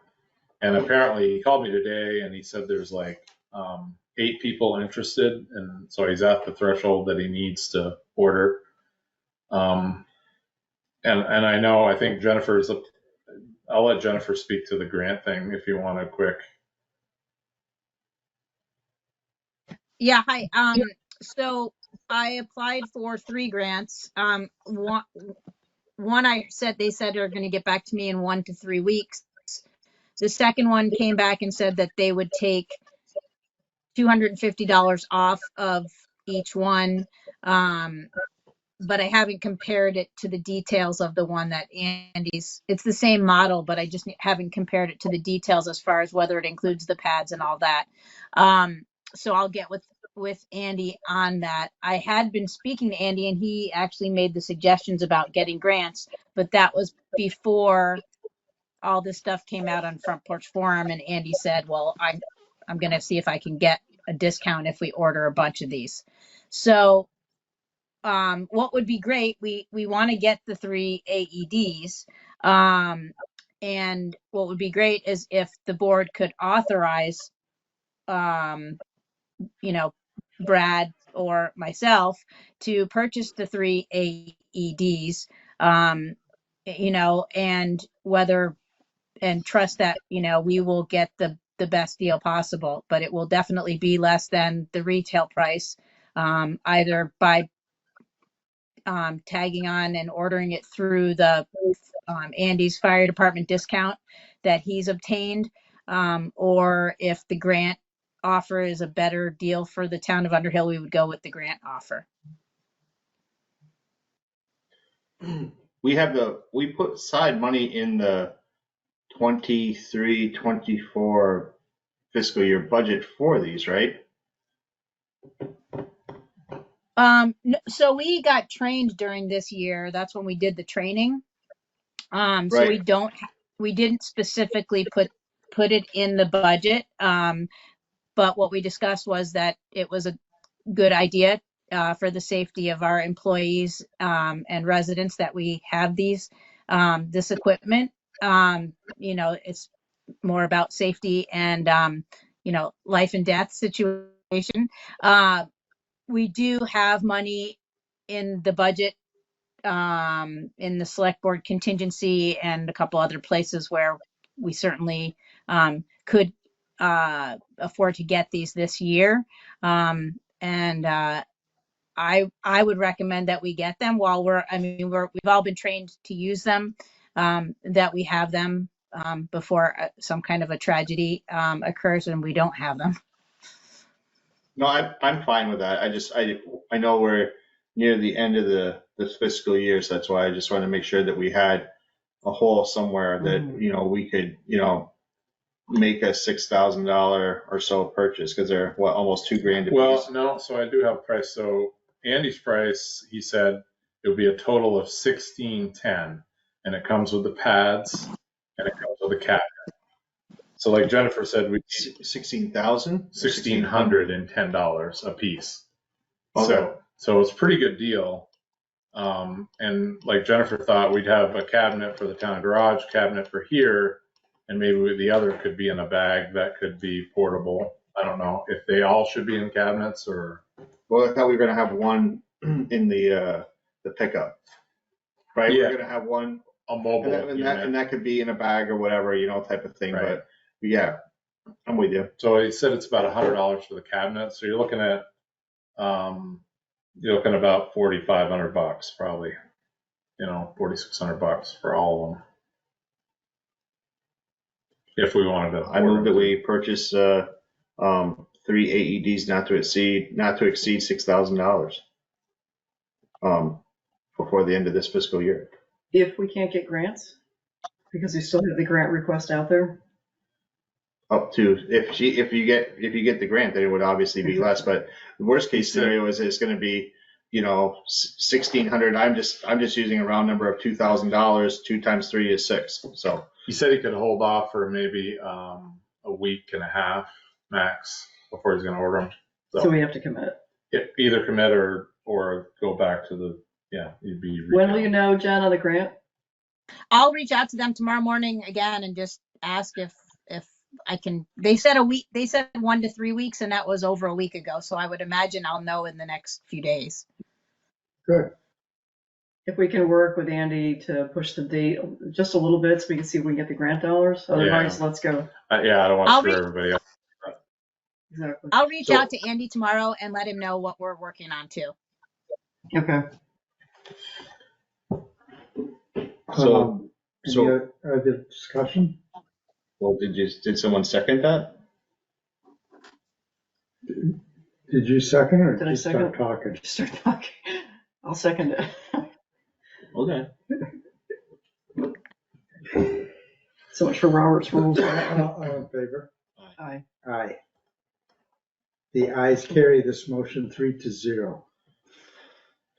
So I just have an update about the town garage bus turnaround. The agreement or the liability agreement for the school district was sent to the school district. They're reviewing it, and they're having their attorney review it and get back to us. But our attorney was pretty adamant that if they didn't agree with the terms, then they can't turn around there. So he's going to hold a pretty hard line. So we're back to potentially just moving the gate forward a little bit, and then that will be the end of it. Yep. It'll be no different than anybody else coming along, type of thing. Right. Doing a Vermont turnaround. Exactly. So that was that. Any and ideas of why they would not? I have no idea, but we'll let them Work it out. work it out. But I would recommend sticking with Joe's recommendation. If they don't like the agreement, then they just have to work something else out. This fourth thing I have here is we did receive a confirmation letter from VTrans regarding the letter that you signed and sent about Vermont Route 15 from the speed limit or the safety and speed limit concerns between North Underhill Station and the town line of Westford. Westford also sent a letter, basically the same letter we sent, which I was surprised because I thought they would have maybe used a road that was in Westford and came towards the Westford line. But so anyway, I just wanted to give you that they did receive that. Can we send a copy of that to I did. the people that Already provided did. testimony? Already did. So we have not heard back Well, we'll have to wait. What do you mean heard back? from VTrans. Yeah, this is the letter we received from VTrans. Oh, okay. But they're saying they're not gonna have, at the end of it, it just says that the committee meets 3 times a Right. year and that All right. they're gonna meet sometime at the end of the summer and they're gonna let us know. Yeah, exactly. And I told the person, Yeah. Joy Atherton, I sent her this letter. Right. I said, as soon as I hear from VTrans when the hearing might be, I'll let her know. So best I can do. Brad, will you Okay, plan to attend this hearing, provide testimony? I think somebody from the town should attend, Yeah, I don't know how much testimony I could just testify that that we've we had sent a letter. citizens, Or we you had can citizens, testify yeah. that we've had citizens come to select board meetings. Right. Yeah, we could supply the You can minutes. basically, Supply the minutes exactly. from that. Yeah. I would support you in attending that. All right. The next thing is a 2023 passive safety grant. And this comes around every 3 years or so.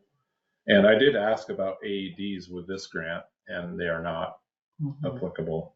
But Nate's roadside safety stands are rotted out, and actually the first set of stands and signs were purchased through this grant.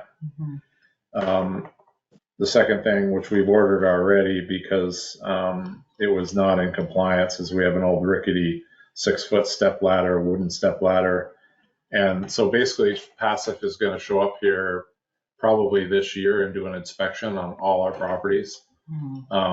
And they won't like that ladder. right, well, it was on it was an outstanding item that from the last evaluation. So we just purchased the thing, but it's going to be, I've already cleared these things with passive and they're all eligible. The last thing I have here is I wanted to get some cones for the office. So a lot of times we get a flood event, a wind event. I want to be able to grab some cones right here and get out on the road and help block off roads or whatever we have to do. So That makes sense. so basically, I just want you to know that I'd like to submit this grant. And if you're okay with it, I'm going to submit it. Yeah, I'm okay with it. Do you need a motion or No, just consensus, I guess, that you're okay with. I'm in support of it? Yep. Go forward. All right. Okay, so we're at closing public comment, and it is 7:59. Is there a closing public comment for this period? I would like to make one. Okay. You have the floor. Okay. Maybe. Mhm. Today's United States Supreme Court decision in Sackett versus the EPA is a perfect example of the needed reining in of the ultra vires activity of certain agencies beyond the scope of their lawful authority.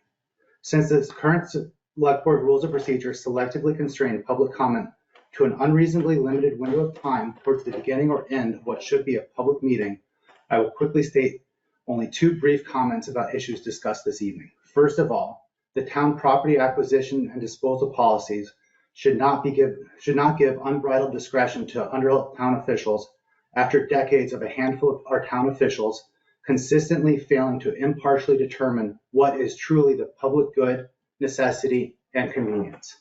Lastly, in relation to the wording of the Emerald Ash Borer Preparedness Plan, I will note that I have safely and openly cut trees on my private property, which were within the town Highway 26 right-of-way, for literally decades, and I will continue to do so without seeking discretionary authorization to exercise that right. Thank you. Okay. So we have a Board of Liquor Control. Yeah, so you could basically just leave or just pause the regular select board meeting for a minute and open the Board of Liquor Control. So we don't have to adjourn. No. Sure. So I, Sorry. as we pause this meeting, I call to order the Liquor Control Board for the town of Underhill to deal with this issue of a caterer's permit. And we have a wedding. And what Sherry is suggesting is, and in many towns in Westford and Nanette, so we had a situation where we had a catering permit and the mailing address was Underhill, but the property was actually in Westford. So we got talking with Nanette last summer, and she apparently, the select board granted her the authority to issue catering permits. But I did talk to Sherry a little bit about it. She'd go either way. Sometimes this is time sensitive. If somebody's like having a wedding and their caterer didn't get on the ball and get it in early, and it goes through this portal process, you would still you would still issue the licenses for the stores, but these separate catering permits, which I'm not sure that you could even necessarily deny, but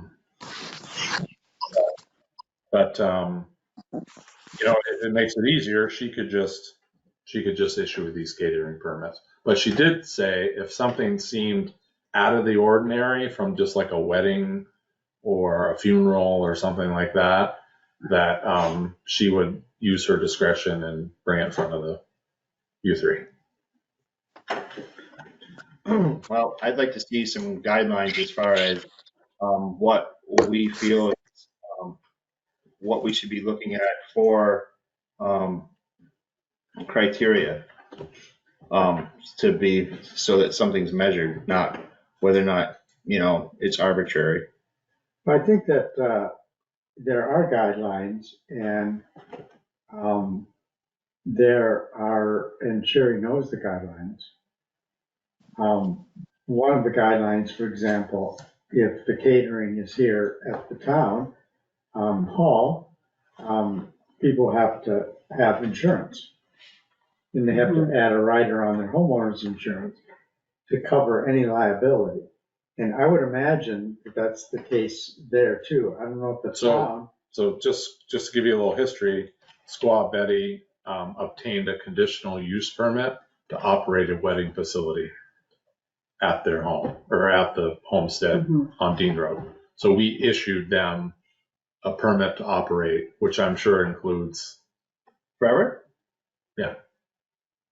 So they went through the process to get a wedding facility, approved through a conditional. So they don't use. have to come before each event. No. They have a wedding like facility. They're permitted by the town, but Sherry's fine with if you want to just do each one, that's totally fine. But this one is time sensitive, and if the wedding's going to happen, let's see, when's it going to? June 17th. Yeah.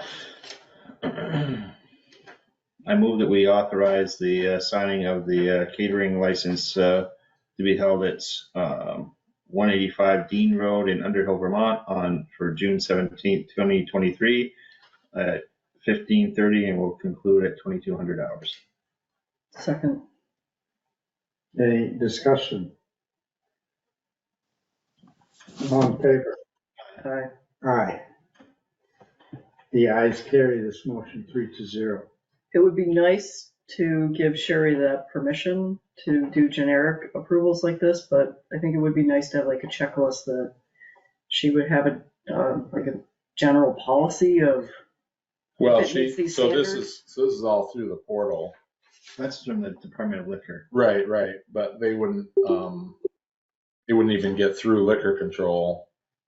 If it gets through liquor control, that's kind of your That's our screening. checklist, I think, Okay. but, Because I know like Okay, some that's fire a good point. departments have to That's a go good out and point. inspect a location Right. and give a report back before it will even be considered. So that may be something that you want to consider, is that, that's on a class 4 road, and has it been maintained, is it passable, type of thing, I have no idea. Are the trees overhanging, type of thing? Do the trees need to be cut so that you can get a fire truck or an ambulance up there? I have no idea. I haven't been up to Squaw Betty for many years. So, I mean, those would be certain things that I would think about, if they're going to have a couple hundred people up there, that, in the event that somebody has a heart attack or God forbid something else, Well, would you we're be able to get up approving there? the liquor, not, Right, but Yeah. you're not going to get a liquor license to have a group of people up to someplace it's not safe. I think they gained fire department approval when they got their conditional use, but I'll find out. Yeah. Anyway, okay, so we'll just, don't worry about granting things. This is to different. This Sherry. is different than Squaw Betty. I'm just saying, like, I think getting to what you're saying, like, in general, when you're going to approve catering licenses for certain things, these would be things that you would want to make sure that, we're touching upon so that we're treating everybody the same. when it We comes can to some of this. delegate, right, we can delegate that permission to Sherry with some boundaries. Yeah, don't worry about doing it this time. Let's just, Exactly. just The approve Squaw it. Betty's approved. And moving on. now I do have a question. If I would have a gathering at my home and, Yeah. I want to hire somebody to handle that catering. Yep. That caterer would have insurance. Yes, it's their job to, It's their job. to So obtain I a don't liquor have to license. get approval to hire a caterer. No. I wouldn't think. The caterer has to come get the license. Yeah, I don't know why I think the difference is that Squaw Betty is not owned by a private individual. It's its own entity. That's your house. So if you were going to have a party at your house and you were going to cater your, I don't know, 65th birthday, let's say, or whatever. He wishes. You know what I mean? Then it's just like you I am can for my 60th birthday. 60th, right, yeah. I was gonna say 50th, but whatever.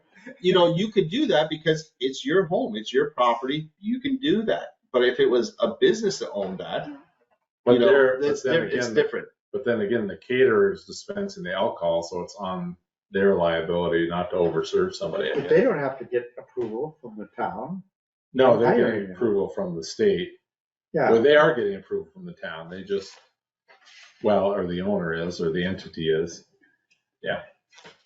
But if I am my own bartender, I don't have to get approval. No, from you the don't. town. Is this? But I'm just kind of wondering, like, didn't we talk about this? Like, Get out of the horde.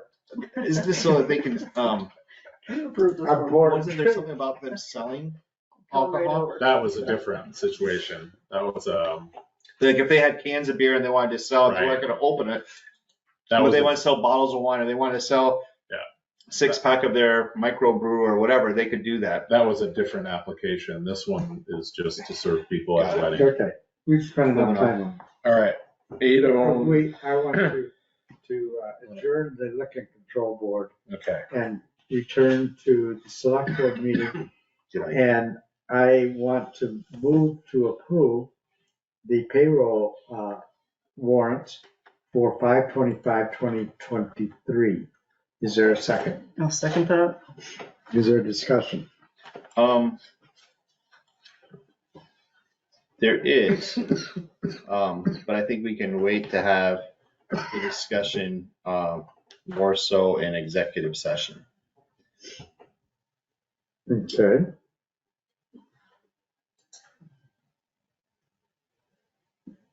So, all in favor of approving the warrants? If we're going to talk about it, can we vote on it? Right. I suppose we can vote on it after we talk about it, when we come out of executive session. If Is that the, going to influence your decision to vote? Or you just want to make a comment?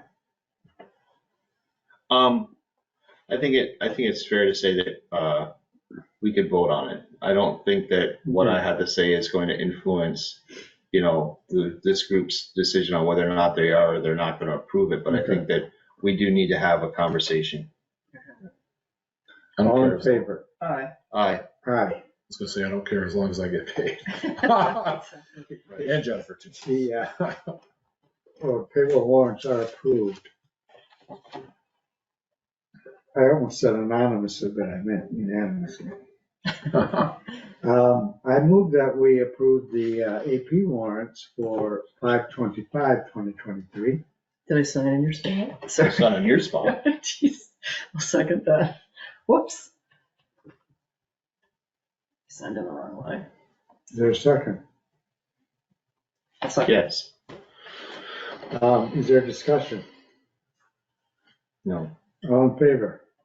Aye. Aye.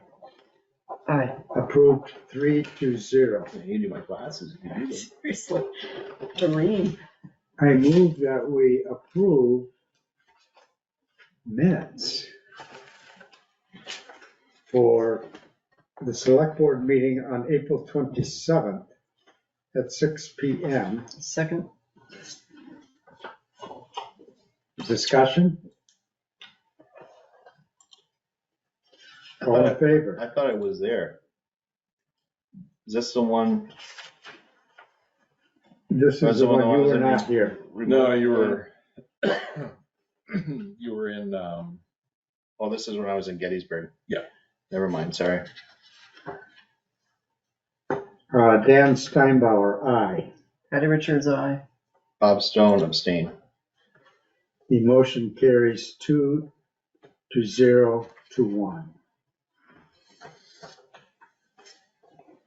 I move that we approve the minutes for the special select board meeting on Thursday, May 11th. Is there a second? Yes, second. All in favor? Aye. Aye. I'm going to abstain. I was not there. Says you were. Not on the No, 11th. absent. On the 11th. no, you were at the special meeting, not the regular meeting. Oh, sorry. Okay. He just said for the 11th. So then I know. the Oh, it's a special meeting. Special meeting held at 1. Okay. Aye. The motion carries 3-0. It's the evening meeting. I move that we approve the minutes for Thursday, May 4th at 10:30 a.m. It was a site visit. And Dan and Patty were there. I'll second that. Discussion? Dan Steinbauer, aye. Patty Richards, aye. Bob Stone abstain. The motion carries 2-0-1. And I move to approve the select board meeting minutes for Thursday, May 11th at 6 PM. That one I'm going to abstain. Is there a second? Yep, second. Discussion?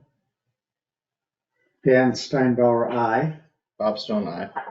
Patty Richards, abstain. That motion carries 2-0-1.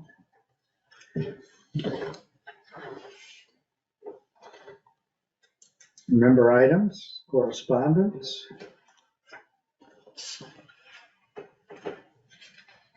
I had a piece of correspondence, if you don't have any member items.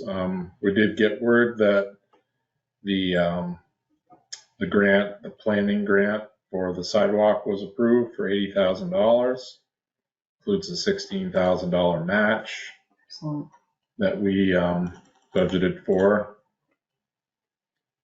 So stay tuned. Excellent. Very good. That's a feasibility. Correct.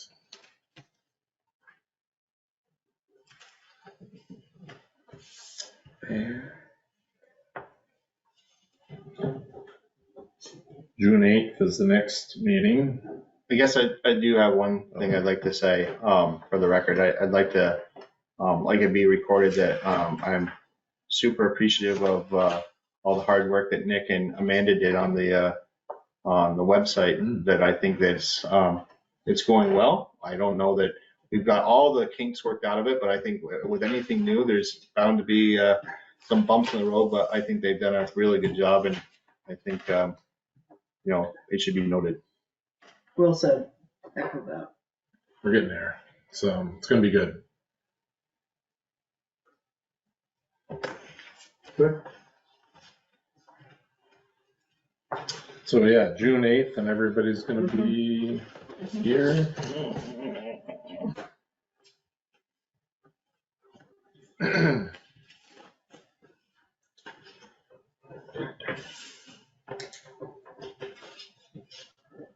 June 8th.